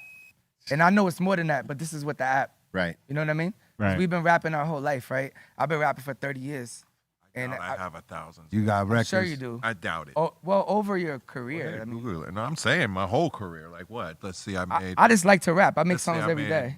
An Everlast album I made, then 3 House of Pain albums, then I made 3 Everlast albums, then a La Coca Nostra album. War porn. You know, war porn. And then what, another couple, 2 Everlast albums. 100 features, soundtracks. Yeah. You got a lot of fucking hundreds of songs, buddy. bro. Hundreds. You got hundreds. You got a lot of Yeah. songs, Yeah. plus Thousands, features. Not thousands, though. I doubt it. This says 986. 986. See what I'm, okay, I'm look. shocked at that. Look at That's that, bro. real. See, Yeah. That's real. That's But that's that real look, shit, bro. there's different versions that jump around. There, you know what I Right, mean? right, So right. like, It's, you know, if you it's listen. I'd It's say it's- maybe 700, 800 songs. Listen, it's not just this list is not Maybe just. and that even seems like a lot. Hold on, it's not just songs you wrote. It's songs you're on. Right. You know, even if you're like the feature on it. Yeah. I got you. I don't even know what mine is. What Says is mine? 2000 here. Oh my God. 2,000 be real? What? Look at what I'm saying, bro. We do this. Now you got to do Psycho Listen, Less you know what and that Beat Us. tells me is that I work too much. No, that's crazy, fam. Like we do it. Look, 900. Yeah, we do it. You're right. 1100, Yeah, but 2,000. I only like, put out records like, let's say, average every 5 years. I know, but we forget. what we Average. do. Sometimes it's longer. I mean, it's been my new me one will be like personally, 10 years I almost do when it my new one because comes out. Wow. I want to keep my name out there. Keep. Right. Keep. You know, you want to keep your shit. I want Be Real everywhere. Psycho Less Term E everywhere. That's the whole shit. That's what features is about. You know, for me, I only want to put material out if it makes sense, right? Like because by this time, like all of us here have put out enough of a body of work that we could work off that. Much like the way the Grateful Dead stopped making records and they were just working off of the body of work, selling out shows because they developed the fan base, right? Yeah. Managers, agents, and record company motherfuckers want their artists to make records every time because, they feel like that helps generate tickets to a tour. When you got a new song, people want to come see it. But by now, the game is so different. If you cultivated your base, you don't need new music. It's great when you have it, but you don't need it.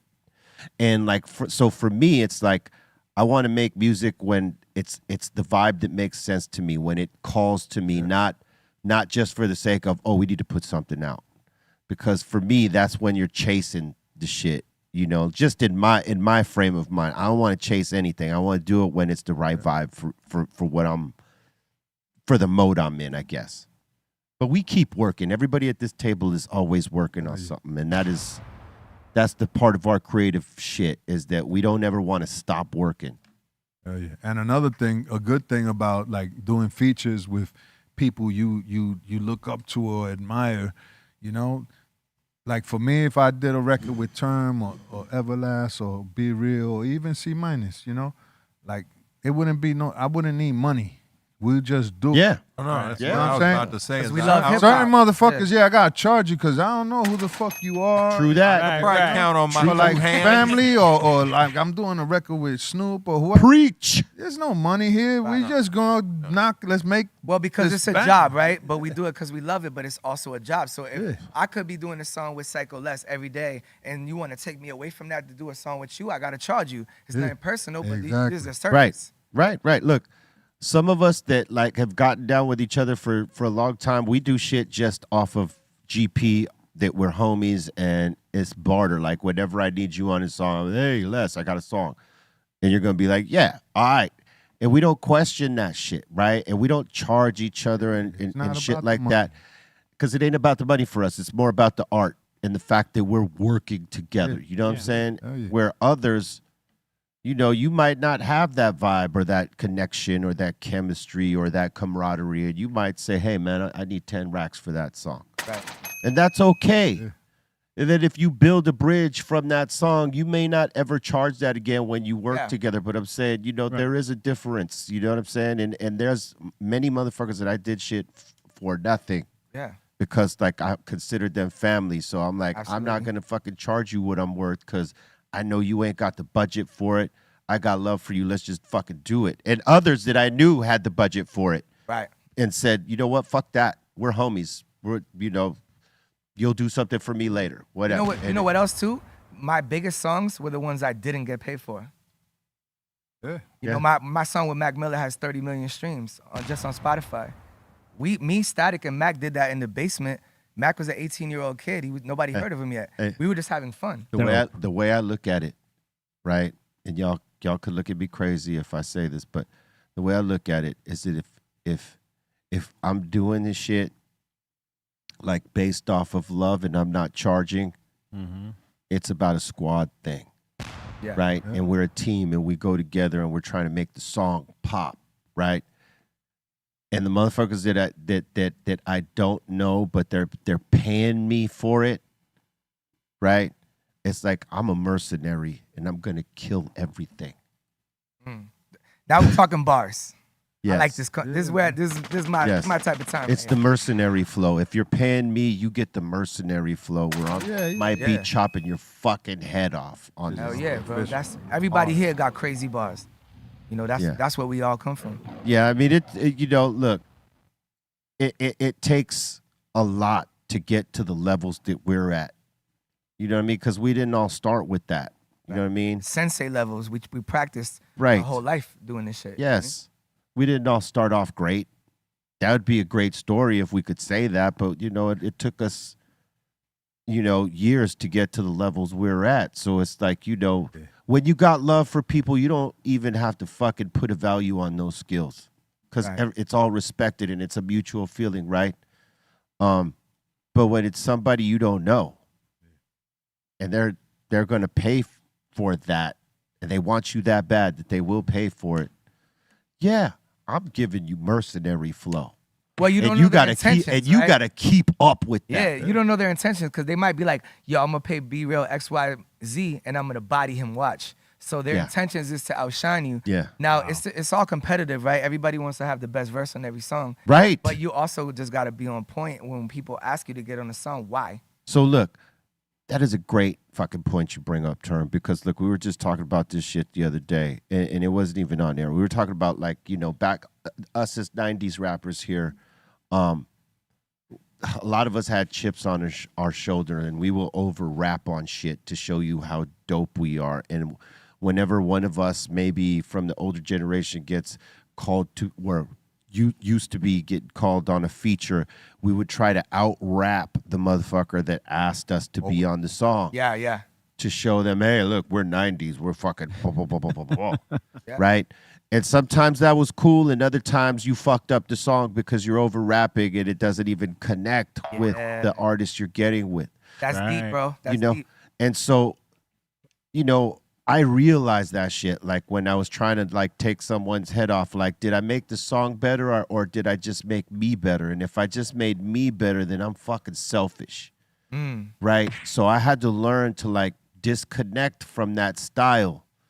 If I really liked the song and I got down with the artist, that I would not over rap it or try to out rap them. I would like do my shit, snap in, but make it cohesive with the people I'm fucking doing something with. Songwriting verse, body in every verse. Yes, because I did my my run of trying to body everything and body everybody, and then I realized like I missed the context of the song by like thinking this way. Like Tash fucking came on this show like months ago and called me out on that shit. He said, you were trying to body me, huh? No, what he did was he said, I sent you this song and it was a concept that I was going to be high doing the song. That's why my verse is kind of like, like not all the way on point. And a little bit sloppy because I'm acting as if I'm high. I'm not really high, but this is how I'm acting because this is the concept of the song. And I thought you would get that and you would rap it as if you were kind of slurring like you were drunk, like we would flip roles. He says, you didn't get it.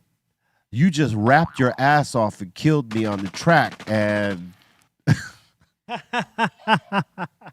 Yo, and like that opened my eyes to what that opened my eyes to what my mentality was that I was just kill everything and not even listen to what the concept was. I have to personally believe if you were asked or told that hey, there's a concept to this record.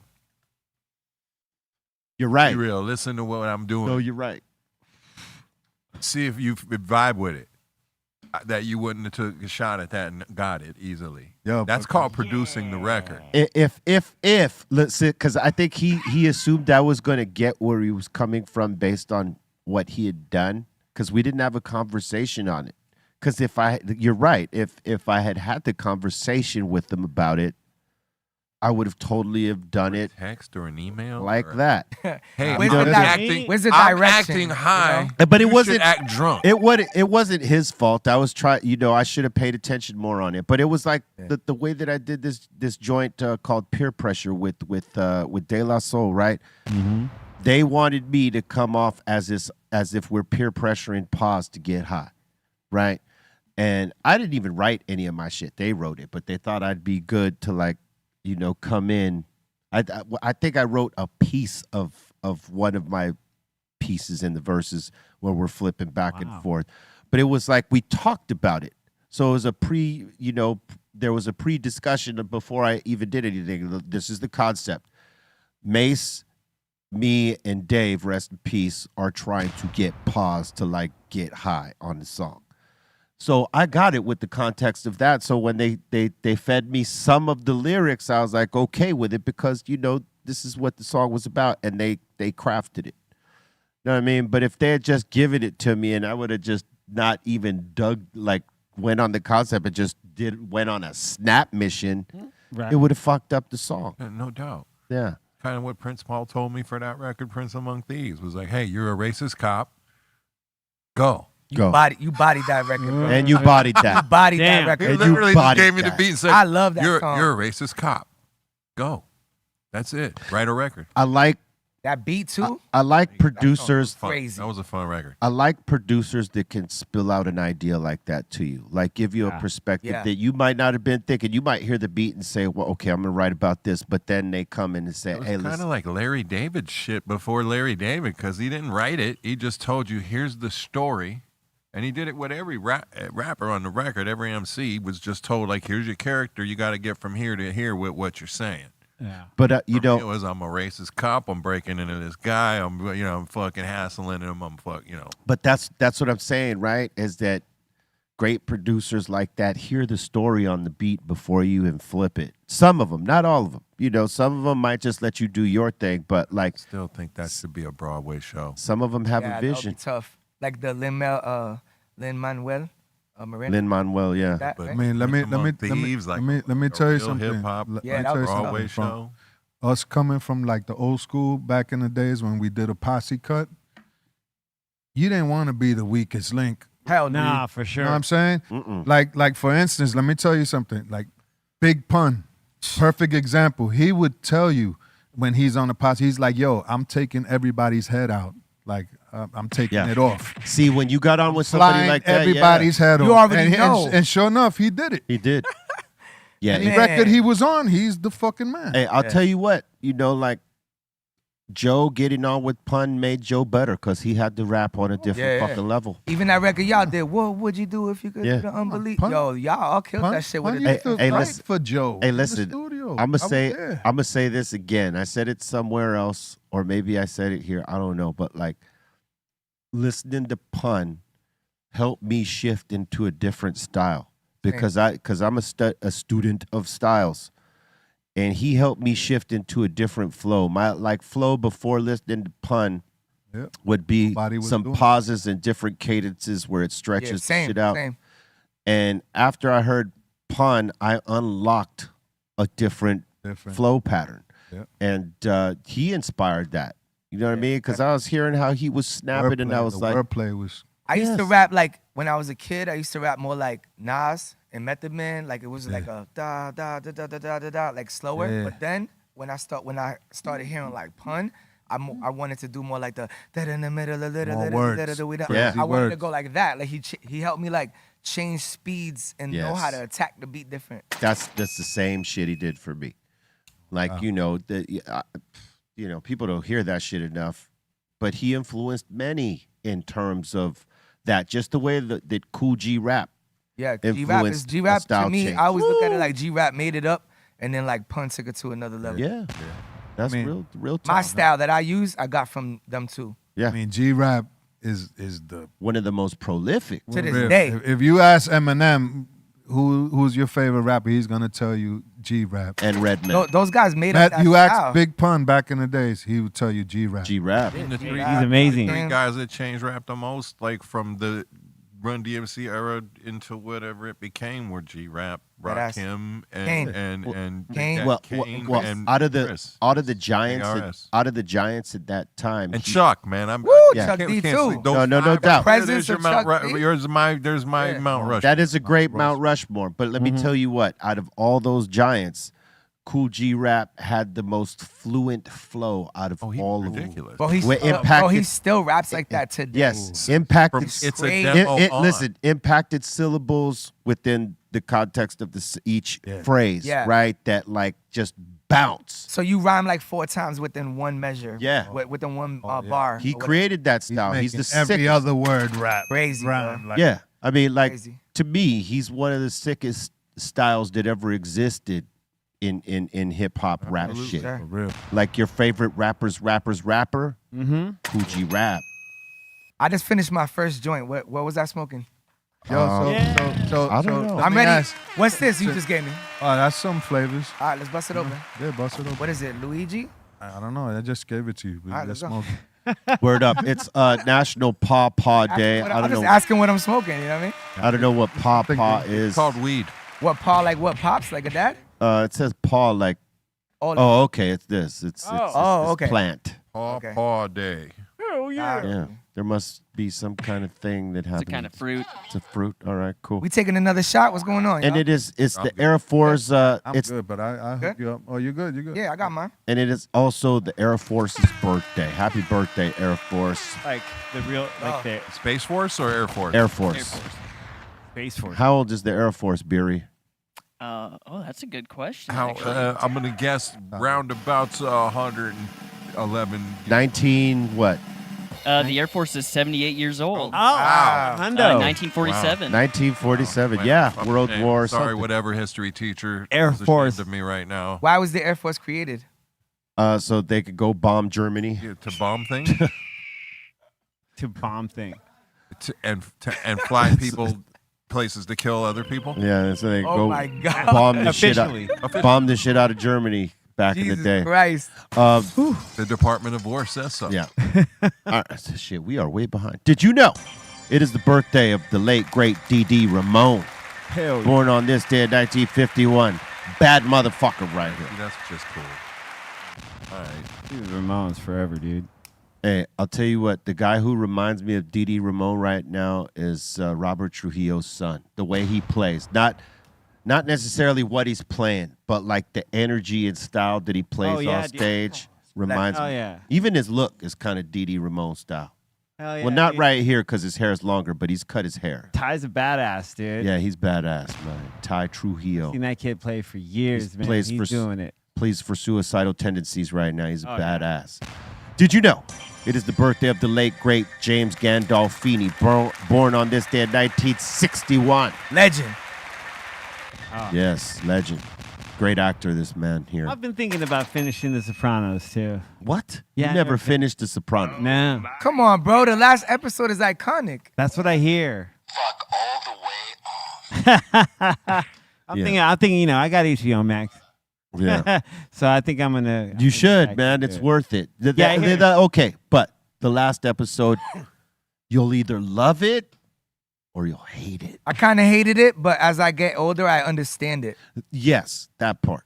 Well, you might understand it. You're already in the age of understanding, what so makes you that might real understand art? it. Love it or hate it. There's no in between. like, it's okay. No, you're gonna love it Or hate you're it. gonna be like, This is right. Love me or everything I leave me invested alone. into that for that. Yep. Yeah. Good one of those art, it things. makes you feel something. Yeah. It don't It matter do- what you feel. Yes. But good art makes you feel something. It is, and that was great art. Did you know it is the birthday of Ricky Bell from New Edition at PBD? Happy birthday. Born on this day in 1967. Ricky Bell. Do me, baby. They had some Ricky Bell, hits, man. bro. Hell yeah. They got hits. They They had got some hits. Hey, hits. Bell boy. bipped the Lot boat of forever, Boston. dude. Lot of Boston. You know what I mean? Boston Energy, son. Boston with that. Word up. 617. Did you know in 1970 Jimi Hendrix passed away? Rest in peace, Jimi Hendrix. Late, great Legend. pioneer of heaviness. Oh, dude, Making one of the that best. guitar cry. Yep. Dude, he can make it talk. Make it talk, make it rap. He make Yeah. it do what the fuck it is. He did it all, man. You ever sampled Jimi Hendrix?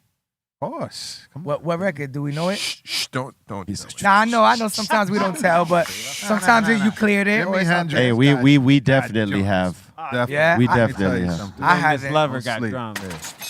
Voodoo Child. Just- There ain't enough snitches on YouTube. Go Google them. Yeah. Yeah, yeah. And did you know? Bad with that shit. They got a whole team trying to snitch on you with the samples now. Word up. Did you know it is the birthday of Exhibit? Happy birthday to my bro, Exhibit.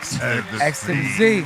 X to the Z got that new shit coming, that new joint out, Kingmaker, Kingmaker. Peak Gang. Album is crazy. Yeah, man, it's a banging ass album. He did it on I like this, bro. Conor McGregor's label. Flavor just to switch it up. Yeah, this is smooth. I like it. Yes. And did you know? In 1983, Kiss appeared in an MTV interview without makeup for the very first time. With VJ. Only half a kiss. That was JJ Jackson. So that's from left to right. It's Eric Carr. That's JJ Jackson. It's Gene Simmons, Vinnie Vincent. Who's and this then guy Paul up there? Stanley on the right.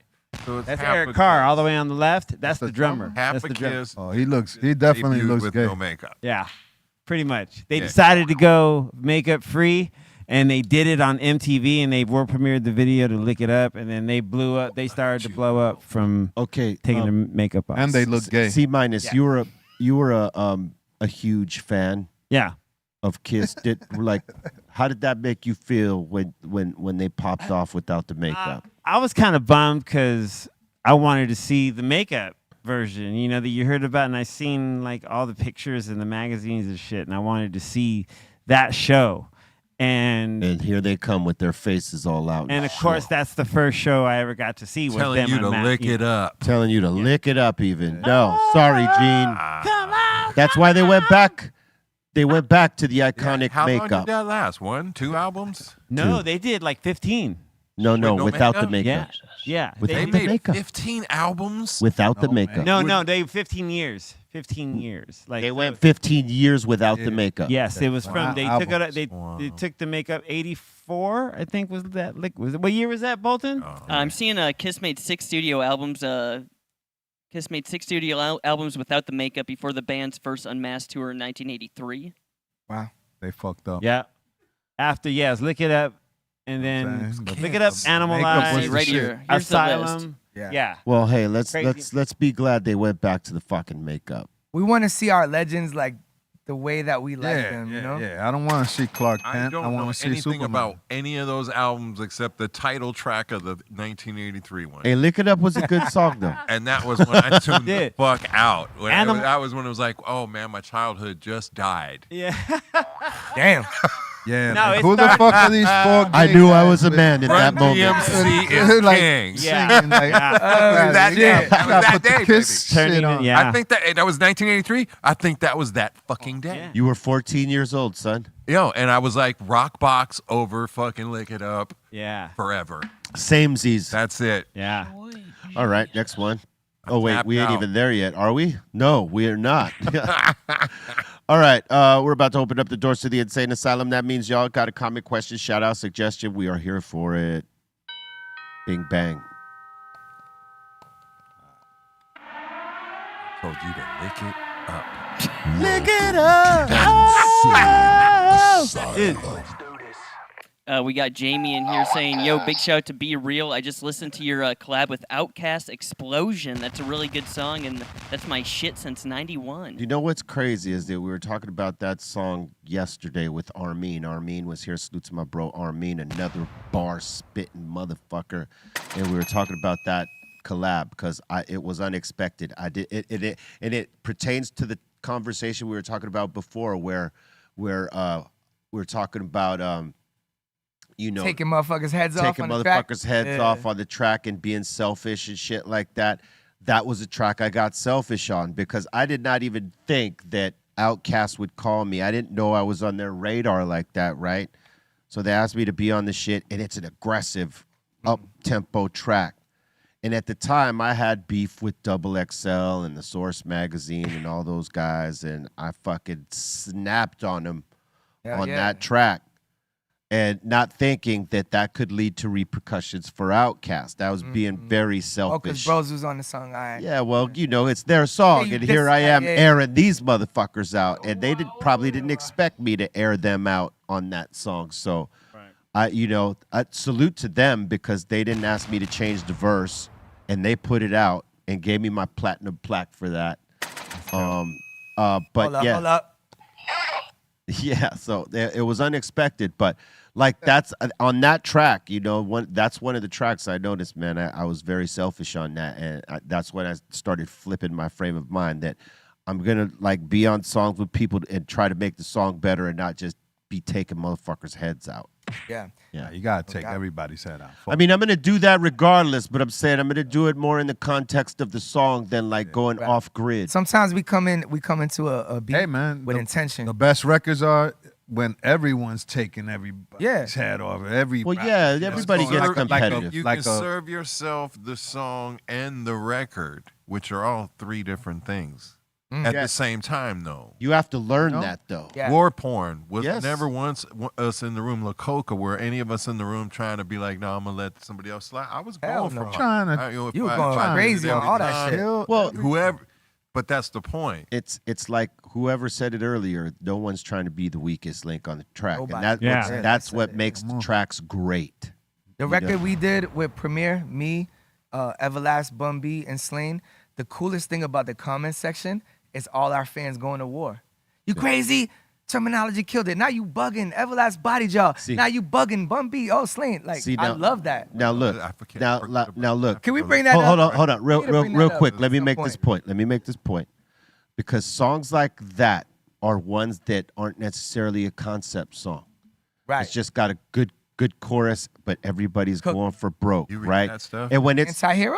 You read that stuff? Oh, I remember the video. That was a good video. Anti-hero? Thank you You very pulled up much. with the glasses. Okay, Thank you very much Come on, man. for that. Okay. Nah, but for real, like, But- that was a legendary moment. I and pulled up in like the you said- glasses. No, but No, the glasses with the tint. I've never seen that shit. What do they call that? Oh, I thought it was. It's like half tinted and it goes down. Gradient. Gradient. Yeah. So what I was saying is in context Like of those. Yeah. what I yeah. hold up. What I'm saying in context of these tracks, right, is that when you get a song that's non-conceptual, it's just like it's a good chorus and everybody's trying to snap. That's different. Yeah. Right. You can go for the fucking neck on that. Right. But when it's a Concept record. conceptual track, right? You kind of can't. I mean, you could snap in the context of the concept. But like you can't just go on some crazy rapper shit and like disregard what the concept is, because then you ruin the song. And that's the shit I'm saying, is that before, I don't think a lot of us recognize that. We just went for the head on every fucking song. Yeah. Big Pun style. Yeah. I like the songwriting better these days, to be honest. I mean, I know all of y'all got big records. Like, y'all know what it is. Writing a good song is better than just bodying it. But the fun of hip-hop, how we loved it, was the bodying it. Yeah. But our job and, like, connecting with the fans and our career and our legacy is to write a big record. I believe every hip hop album should have a posse joint, at least one. Well, almost a yeah, rule. Couple. Yeah. It was Wouldn't almost hurt, a like, rule at a certain You know, point. then you could go back into your world. You know, like tell late- stories. late but you 80s, gotta early- have that one joint for Spar- the car. spar with all the when you in hottest the whip, cats, yeah. that shit come on. It's like woo. No, you're right though. I mean, because that is like almost traditional, like you were just saying, is that used to be the get down. Like you at least had one posse fucking cut Right. on an album. Hell yeah. But now it's like you got a motherfucker on every other fucking song. I mean, like that's the shit I hate, is that when it's a whole album full of features. Right. Yeah. Because you Like- don't get to know who the artist is. Yeah, I could get down with 2-3 features. I cannot get down with features every song. That Right. shit is crazy. Now I get it. I mean, the It's new like album. betting all the corners on motherfucking roulette. It's like, you know what I mean? You'll inch ahead. Yeah. You'll inch ahead because those guys out. It's all if you're playing an algorithm game, you're not making a record. I mean, if you're making an album that is I know that, I sound old as fuck too. Saying no, that. I mean, no, I get it, but like, you know, if you're making an album that's that, like, okay, I'm the producer, I don't rap, I'm getting all these motherfuckers on it, right? Because we've seen that, we've seen a number of motherfuckers do that, but like, if it's an artist, and then you got a feature on every goddamn song, that shit is like it feels like It's like you only wrote half the album. like you can't carry it. Yeah. Like if you got all these features, it means you can't carry it, and you're depending on all these motherfuckers right here that you got on to help you push your line, and like that just ain't. I mean, there are rappers like that. Yeah, that no, do that. Every song is featuring fucking, you know, whoever, you know. My thing is And this, it's right? like- I personally have wrote so many albums and so many songs and executive produced so many albums that I get bored. So I'm like, I'll hit an up and coming rapper. Yo, send me something to this beat. And when I hear that energy, it makes me want to rap. Yeah. And that's sometimes where you get a lot of features. But to be honest, like if it's your album, it should be you. I mean, if you got the whole fucking thing, you know, featured up, you should just call it the feature. Yeah, I did one It's called Rapping with My It's called a Friends. compilation. It's Right. called the compilation. Yeah. Like I got an album, it's called Exactly. Rapping with I've My done Friends. I put all my compilations friends before. on it, you know? All right, That's that. But when you're doing a solo, yeah. that's right. All right, what else you got? Let's see. We got a Mike in here asking, "Yo, Term, any wild stories making Out the Gate, the album?" Out the Gate. Well, coolest thing about Out the Gate was like it was my transition from not being known to being known. It was right before Premiere gave me Watch How I Go Down, and my life changed. So Out the Gate was made like when I was like 21. You know, just had my daughter. Like I was like a little kid in my mind now. Looking back, you know, my daughter's 21 now. So like looking back on it, it's like that's probably the craziest version you're gonna ever get of me, because I recorded the whole album when I was like 20. Whereas you hear me now, I'm a grown ass man, you know, but 20, I was bugging. We were all bugging. Right. Oh yeah, 20. 20 is the bug out. Woo! 20 is a good year. It was. Cheers. Fun. All right. I mean, you supposed, if I tell, like I said, you supposed to wild out in your 20s. That's you know, Yes, get that get it out the way already. Get it out of your system. Yeah, man. All right, next. Western Goods is saying, "Yo, I remember watching the Beatnuts and Term back or out in Oakland. Salute to you guys." Yes, sir. There we go. Shout out to Oakland, man. That's right. Nate saying, 20 "Yo, was be right real." before the pop off for us, so I'm glad I was because and actually got less wild after 20. And don't think the teenage years was teenage years was Right. wow. Well, Wow. going I into had any money and We was fame. really at like wild. 18, going Would in, have blew it off. yeah, going into the 20s is wild. So if you got any of that, would have with problems. Yeah. I'm glad it took a little bit of time. yeah, imagine like the Disney stars that go from teen into like Right. into young adulthood. Imagine how wilding out they are. Oh man. They have to do it on the low because their contract. Yeah. Well, Right. you know, Can't be smoking, drinking. on yeah, cam you and can't all be that. doing any of that shit in public. Nope. All right. Let's see here. Nate's saying, "Yo, be real. You guys should do a live podcast straight from the Smokebox." I was thinking about that, Man. and Count- maybe we count will. me in. Maybe we will. Dude. Windows up. Yeah, it takes Oh my God. experience. Oh my God, hell no, no No windows arms up. out the window. Well, we over that now? Did we retire? Well, the no, we windows got up? we got AC now, so we That was could the do it. name It's, of it, bro. Windows up. yeah, windows up. That's The legendary, live man. smoke Well, the way we cover it now is it's as if Yeah. the windows are up because the smoke doesn't go in. doesn't That go shit is locked nowhere. in. Otherwise, it can't be called the smoke It box. didn't matter, man. The lights. I've smoked lots of weed with you. That place never had me tap, but in the back of my brain, it was like, you could. When is It's a this shit special over? place. Yeah. You know, like want- most Remember, you can I- leave anytime you. That had to happen a few times. Just remember, you can leave. anytime you- Hell no, you ain't leaving. I think most people that are going Get a through it, little comfort. Like, I I think whenever I want. I think most people that are going through it in the moment when they're in the box, it's like, when is this shit over? Yeah. I ain't gonna lie, that went through my mind like halfway through the interview. Yeah, You know, but it Wow. was so fun. I'm like, man, fuck that. Let's get high. yeah. You know, you just got to embrace it, man. No, you just got to get acclimated to the smoke. Once you get acclimated to the smoke, like just being so heavy And being still, and being still, absolutely still. and you just lower your breathing. You know, You like, can't do like Joe Rogan was, where he's like Yeah, twitching all about, man. Yeah. You got Joe Rogan in the smoke box? Oh yeah. I gotta see that. I mean, let me tell you something. I was in the smoke box, and there's moments where you go into your brain and you're like, yo, What the Yeah, fuck am I'm I doing fucked here? up. No, Right, there's right. a moment like where Like- you're at Disney, like, yo. Disneyland haunted house, and the ghost is sitting next to you. Yeah. That's Yeah. your high. Yeah. And Like, in the there's smoke box, moments. There's moments. It'll step up on you and be Then like, "Hey, dude, you get snapped Hey, back. yo, mean, for the listen, record, I'm you lighting can my leave third whenever joint. you want." I'm lighting my third joint for the record. Oh, let's go, man. I mean, look at him. Does he look comfortable? Ezo's just He looks blowing- high as shit. blowing it up And- from the back. And yes, Ezo was totally blowing him up. E. Yeah. yeah. The blowtorch. Now he look high as shit. Look at him. He's looking at me like, what Smoke am I? machine back Hey, yo. there, He's like, what am I What? doing here? He's like, what have I done with my life? Why did I agree to this? You need a Shit. smoke machine. I'm gonna sell it all to Spotify. Yeah. This Yo. this was a Yeah. couple years back, and He yeah, smokes too. yeah. He doesn't smoke like we do, but No, like people, different. people think that all I of seen us. him smoke on the show though. No, He'll light up. No, I've look, been look, on Les, the show a lot of Les, times. I'm Les. just saying it's different. Les, listen to me. He smokes. Sure enough, he does, and he's done it on the air.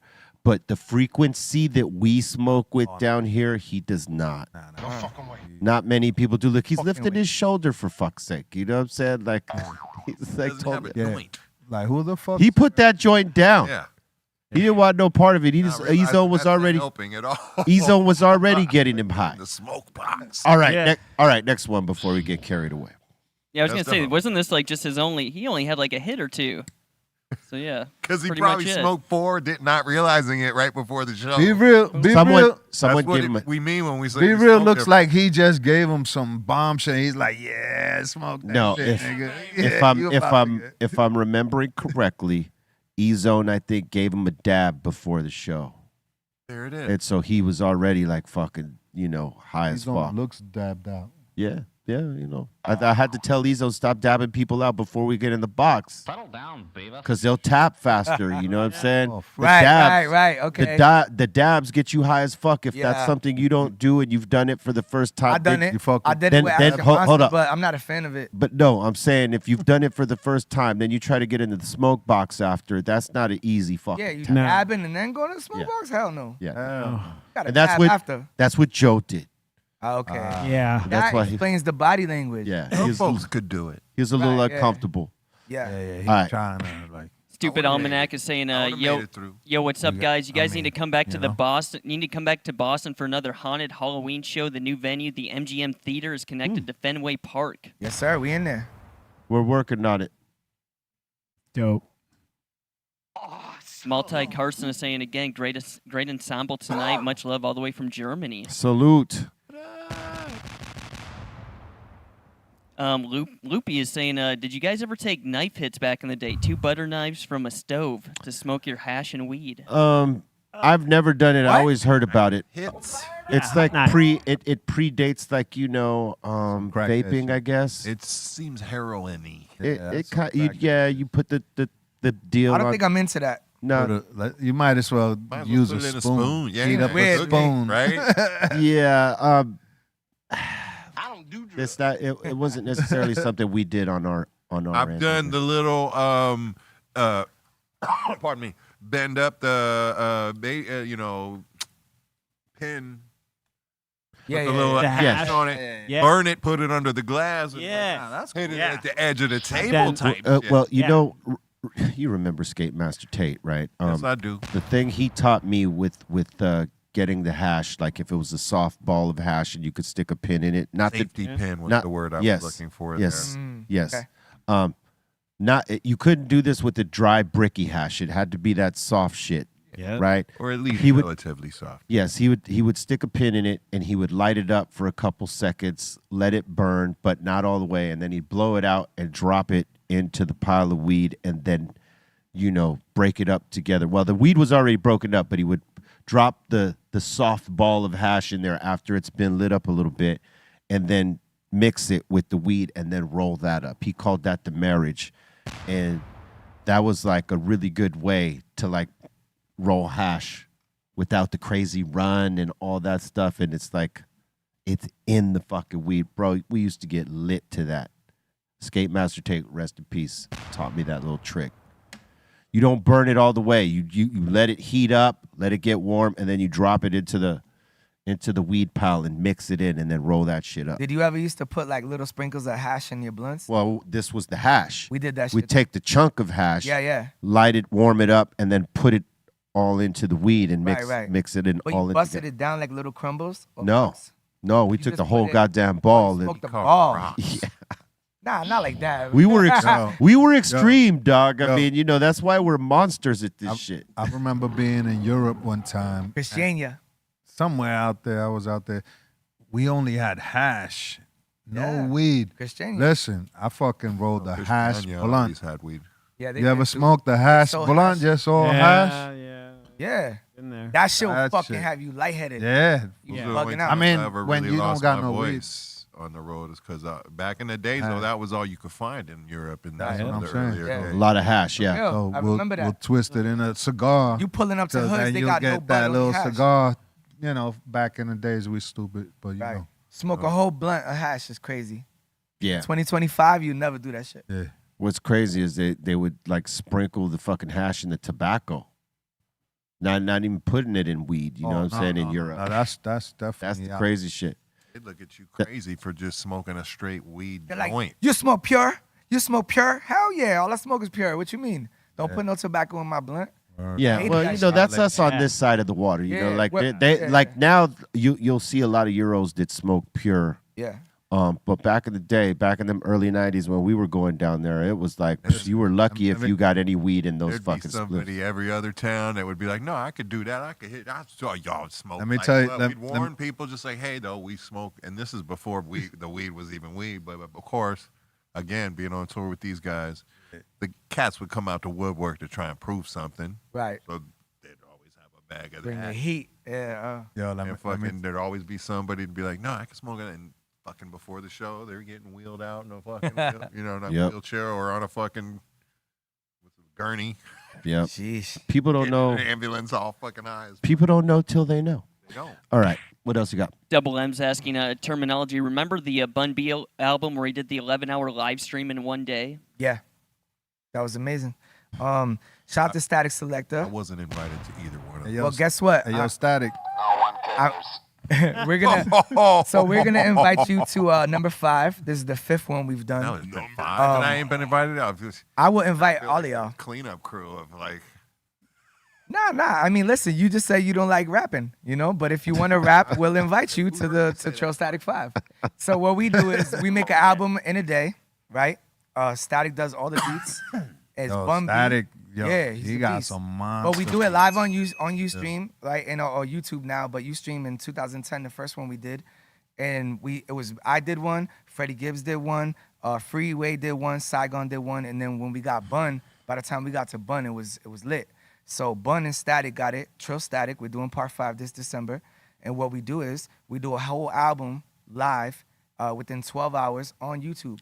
Is he doing the beats from scratch or just? Nah, he brings the beats. We pick them on the spot. Right. And Bun writes 10 to 12 verses. And it's like, you know, all the bros pull up. Fat Joe pulled up. You know, all the different artists pull up. Method Man pulled up. Right. Like, we all just, anybody who wants to rap with us. Then pop it off. Everlast is pulling up to number 5. Be Real's Blunt's pulling up. always have my number, so Yeah. this is pure nonsense that 5 albums. Eric wasn't Hey, I haven't been on one. Hey, listen, both of y'all are invited. This December, we're doing Trill Static 5. You guys are invited. You as well.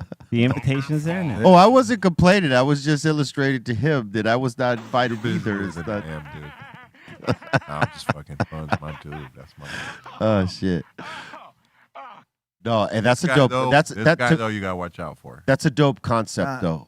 You know, Yo, to me, that's a dope Turn concept. is- 'Cause- is okay, like, we're all you- just talking. I'm just answering what Everlast was talking about Term. I was like, definitely Term, one of the most slept on, you know. I mean, not really slept on because people know Yeah, that he's nice and true that. real, yeah. True that. The man's got heat bars. I just mean you gotta watch out Boston, for it. Boston, Shit, you guys. Boston, right? Yes, sir. Am I lying? Lawrence Mass right there. Let them right know. Let them know. That's right.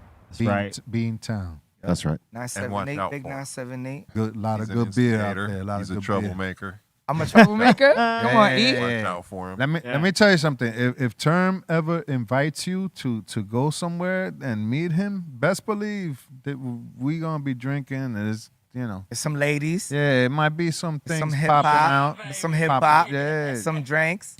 Drinks. Listen, man. Music is always It's good. love, It's man. the it's the vibe. Yeah. It's the vibe. You know what I'm saying? Create the vibe, Him right? and Static. That's the twins right there. Yeah, that's my dog. Like Static. Anytime. We got to get Static Yo, down come here. meet me on Yeah, there. Come absolutely. Yeah. Yeah, Static for sure. Salute to my man. And y'all do the DJ show after, right? Yeah. Yeah, we definitely got we to rocking. We're gonna do a little Yeah, cipher let's do it. after. Cypher for sure. All right. Ryan is saying, yo, I saw Cypress a while back in Cincinnati, and the show was amazing. And big shout out to Everlast for being on the show. I would love to hear Everlast's thoughts on his song "It Ain't Easy." The fact that that song was not a mega smash still amazes me. Love that song so much. Well, thank you. I don't know. Sometimes shit happens. Sometimes it don't. Thanks to people like you, I don't need huge smash records. Life is good. But thank you. I appreciate that. I love that song. I attribute stuff like that to that sometimes the record companies don't know how to I'm the market record that song. Well, you know, or you don't have the same budget as a major to be able to A market little bit of that. A little bit of that. That's what the Yeah. fans don't know. But- Why it didn't blow up? Maybe the label sucked. Or You know? or the label was good but didn't have the money for the marketing part, because that, you know, what we all forget about as independent artists, because we've been disconnected from, let's just say, a major for so long, is the resource in that you're with the major and they got marketing and Budgets. promoting and it's a part of your budget and all that shit. Now you got to recoup all that. So it takes a long time for you to get your money. But the one thing that you know is that they're like putting money so that everybody knows about your shit. Because you could have the greatest fucking album out, but if nobody knows about it and they got to find their way to it, they may do it in time, but in the time you want it to, it might not happen like that. Unless you got a viral song, unless it goes. But mostly, I mean, sometimes, like I said, I'm the label, so I have an audience. Right. That, you know, I'm 30 plus something years in making records and whatnot. A good portion of that independent, owning my own stuff, and so I have a certain amount of money I spend on marketing, radio, this, that, and the rest. Right. And it's like the rest is like, all right, if I cross that line, I got to see something really giving action for me to really go further, go past that line. Yeah, you know no, what I I mean? hear If you. not, it's my formula works, and I'll make my money, and I'll do all right, and my fans will be fine. I'm happy where I'm at. Yeah. Knocking one out the park is always a shot. It's always just because of the history. I'll get looks at radio. All I need is reaction, and sometimes you get it, sometimes you don't. Yeah. I mean, Yeah. sometimes you take a really good swing. And, you know. As you should. The next one, I think people will be. I think so too, man. I tell you. People are you going to know, be a little surprised. I think they are. I heard it. That shit is dope to me. Everybody's waiting for new heat. Yeah. So people are open right now for sure. They need that good shit. They need that I shit. come in beforehand. I will come in a little early. Actually, they don't need it. They're fiending for it. Absolutely. Absolutely. All right. What Actually, else you got over there? Let's see here. So right now we got RS70 saying SoCal punk rock legend Keith Morris. It's his birthday today. Hey, happy birthday, Keith Morris. Keith Morris, yep. Circle jerk. Sad circle jerks. Right? Am I wrong? Am I right? Yeah, He was- circle jerks, black flag, and off. Black flag. Ah. You did that Minnesota thing. Flag. Flag, fag. Nah, I think Flag on the play. Circle Jerk's got a Joey C playing. I was for him. about to say, I think Joey C is playing for them. Yeah. So- Killing it. Joey C kills it. Salute. Flex Luthor saying salute to Term. Still bummed I missed the pop show in Denver. Shout to the table. Salute to you. Yeah, I love Denver, man. One of my favorite cities. I've been to pretty much every state at this point. I think like 48. I think I've never been to Mississippi, and I don't know, one other one. Anyway, I love Denver, How you man. spell Mississippi? It's a song, right? Yeah. MISSIPP. I don't know, some shit like that. I just smoked 3 joints, bro. I don't know how to spell shit. Skipped a couple of S's and I's. Yeah. Get him out of here. Everybody's trying to sing it to their head right now. You listen. Even the Smoking, people bro. watching, We they're like, chilling. wait, how does that go again? I mean, who wants to go first? Just say the Spelling bee. fucking spelling BB. Yeah, come Spelling on. bee. This is the real. highest show in the world. In the fucking world. Living proof. All right. So we're Be so a we're man. saying that means you can't spell Mississippi? Or, I mean, am I that high that I skipped a whole part of Nah, Kind of bro. high right now. I'm notoriously not good I at know. spelling. There's a lot of time I's, travel, a so lot don't of get me S's, wrong. a I lot mean, of it's happened. I's. I'm like, what the Yeah. fuck? MISSIPPI. Thank you. There we That's go. what I said. Well, no. You singing the song. Check the did it. records, man. You singing the song. You should have just doubled down on the ISS Yeah. and then an I and then the Okay. PP. I. Yeah. There you go. I'm retarded. So I might need another don't joint. worry- You don't know what I worry mean? about When I finish this, we going on number 4. There you go. you go. Oh yeah, I got you. Respectfully. Yeah, Spoken like a stoner. All right.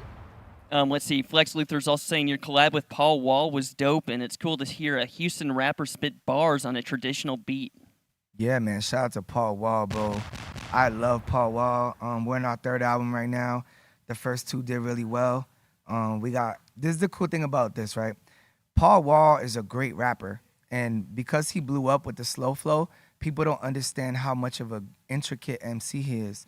So when I took Paul Wall and I put him on a Pete Rock beat, a Diamond D beat, a Buck Wild beat, a Static Selector beat, a Dame Grease beat, like I put Paul Wall. He's been in on the- a tear, man. He's wildin'. Yeah. And I put him, but I specifically as an A&R and just knowing how to produce, not make the beat, but produce like outside making records.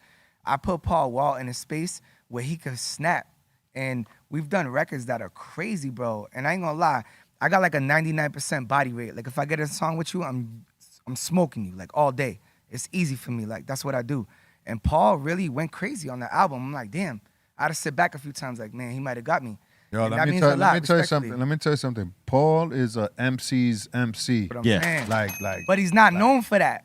Nah. Yeah. He's known He for the got, hits Like and the I grills. don't sleep one He got I mean? style, second. man. I don't sleep one Yeah. second on No, Paul he Wall. got Like, bars, bro. He got And bars. style. His styles. Yeah, His he'll style's do it. Oh, amazing. wow, baby, that's my dog. Hey, he's mad cool. And I always see him with the fronts with the Asian dude. Yeah, no Johnny doubt. Dang on the No ring. doubt, no That's doubt. right. Yo, shout out my man Johnny Dang. Yeah, I gotta holler at him. Salute. All right. Next one. All right, Sweetheart saying, yo, stoked you guys have Termanology on the show. Big shout out to Massachusetts. Big 978. Massachusetts. Hell yeah. You heard? I mean, Massachusetts. You living out there or are you out here? Me? Yeah, you out in Mass right now or are you living out here? I'm out in Mass, man. Lawtown 978. Nice. Big 978. You heard? All right, next in here we got Tony. He's saying, do you guys like to do shrooms, hash, paper acid, mescaline? If you guys could choose one, which one would it be? Shrooms. Yep, I'm with you. Shrooms. Shroomy. Yeah. If I had to pick one, shrooms, but I ain't doing You no had shrooms today. shrooms or Coke or what? I don't know, whatever. Yeah, they didn't say Coke, but No, that wasn't out. What would you? You wish they had, though, right? You wish they had. Hey. He's Colombian for sure. why wasn't there no Coke on the menu, B? Just throwing it. Well, I guess I'm just gonna go with Yeah. my brother's instincts here and say shrooms. Shrooms, because yeah. I don't know if I heard the whole list, but It is obviously it didn't mescaline, say Coke. So mescaline, paper acid, mushrooms, and what was the other one? Let me see here. Shrooms, hash, paper, acid, mescaline. Hash Yeah. for me. Yeah, Yeah. oh, hash. Hash. it's just I such fuck a with That's commitment easy. at We this smoked point. that at the bud. I'm still going with mushrooms. Yeah. on it. Yeah, shrooms. Acid's a long commitment. Yeah. Shrooms over hash? Yeah. Nah, bro. That's a hard one. I think Hash I'm gonna over go shrooms hash. for me. I get I high. just feel like I'd I rather smoked be smoking. like I- 10 blunts if I I get smoke hash. Listen, I get high all the time off of some good flour, and there ain't no hash in the world that's gonna taste as good as the flour, unless it's like the new form of hash that we smoke today. Amen. Not that brown shit. Right.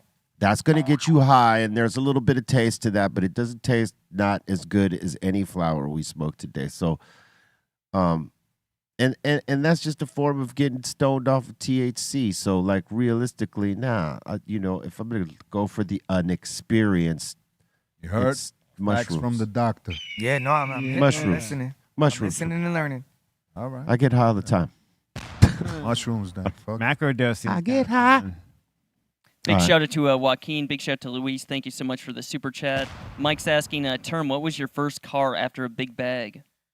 I had a lot of cars, man. One of my favorite was like a 1986 Mercedes, like the one like Rakim, like Eric B and Rakim had on one of the covers, and EPMD had. My father used to build lowriders. That was Rest- the sports Rest car, in right? peace. Like the little it was, sports? yeah, it was a 190E. It was a little baby one, but we souped it out. My dad put the presidential tints on it. I had the 18-inch rims, chrome. You know what I mean? I'm talking about when I'm in high school. Yeah, yeah, respectfully, no doubt. like I've been fly my whole life, bro. It's a real fact. Yeah, I had that one right there, blacked out with the black windows. My dad Classic. blacked out everything. We had the chromies on it.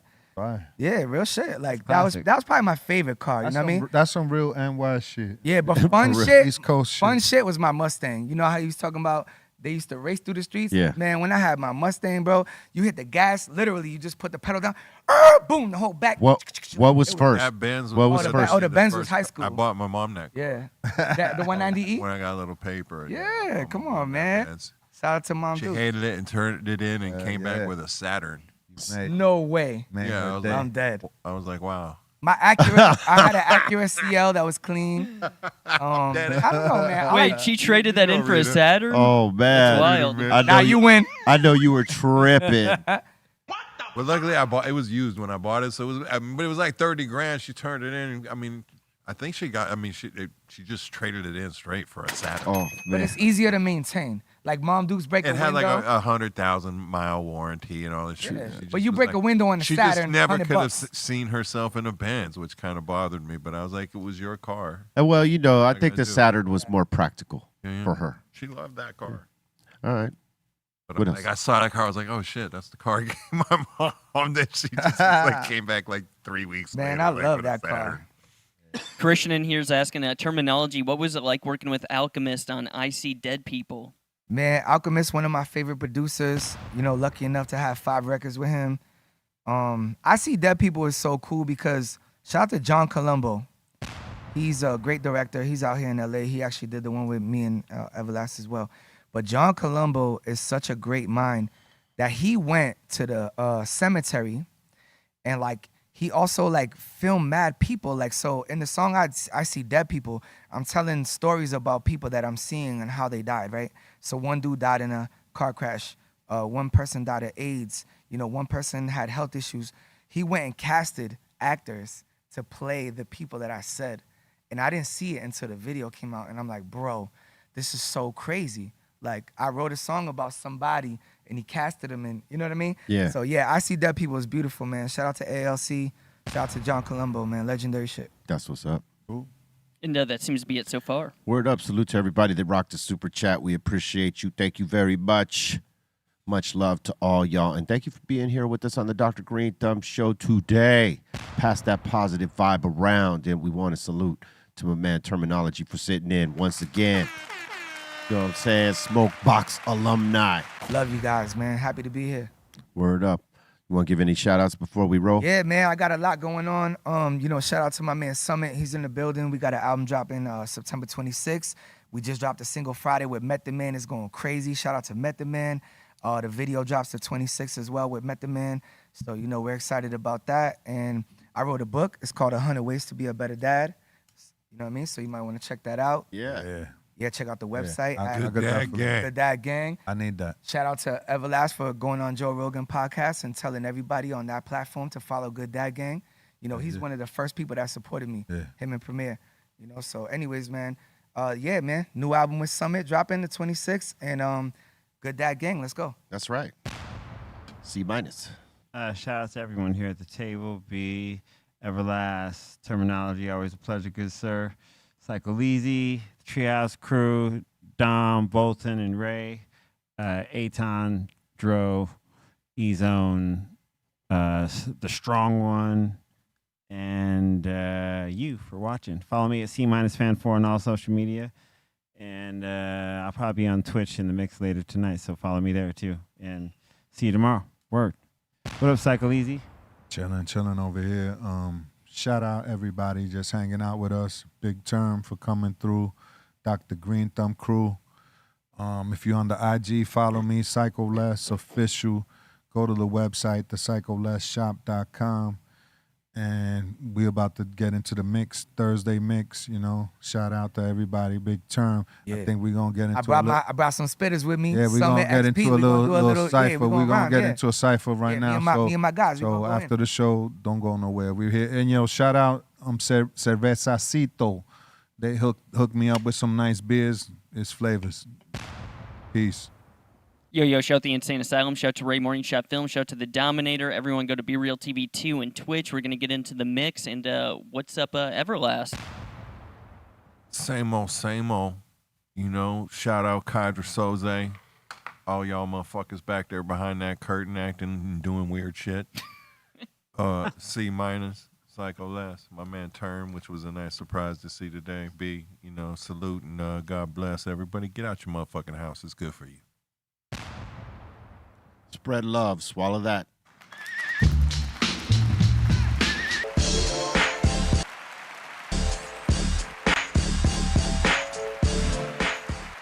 BREALTV.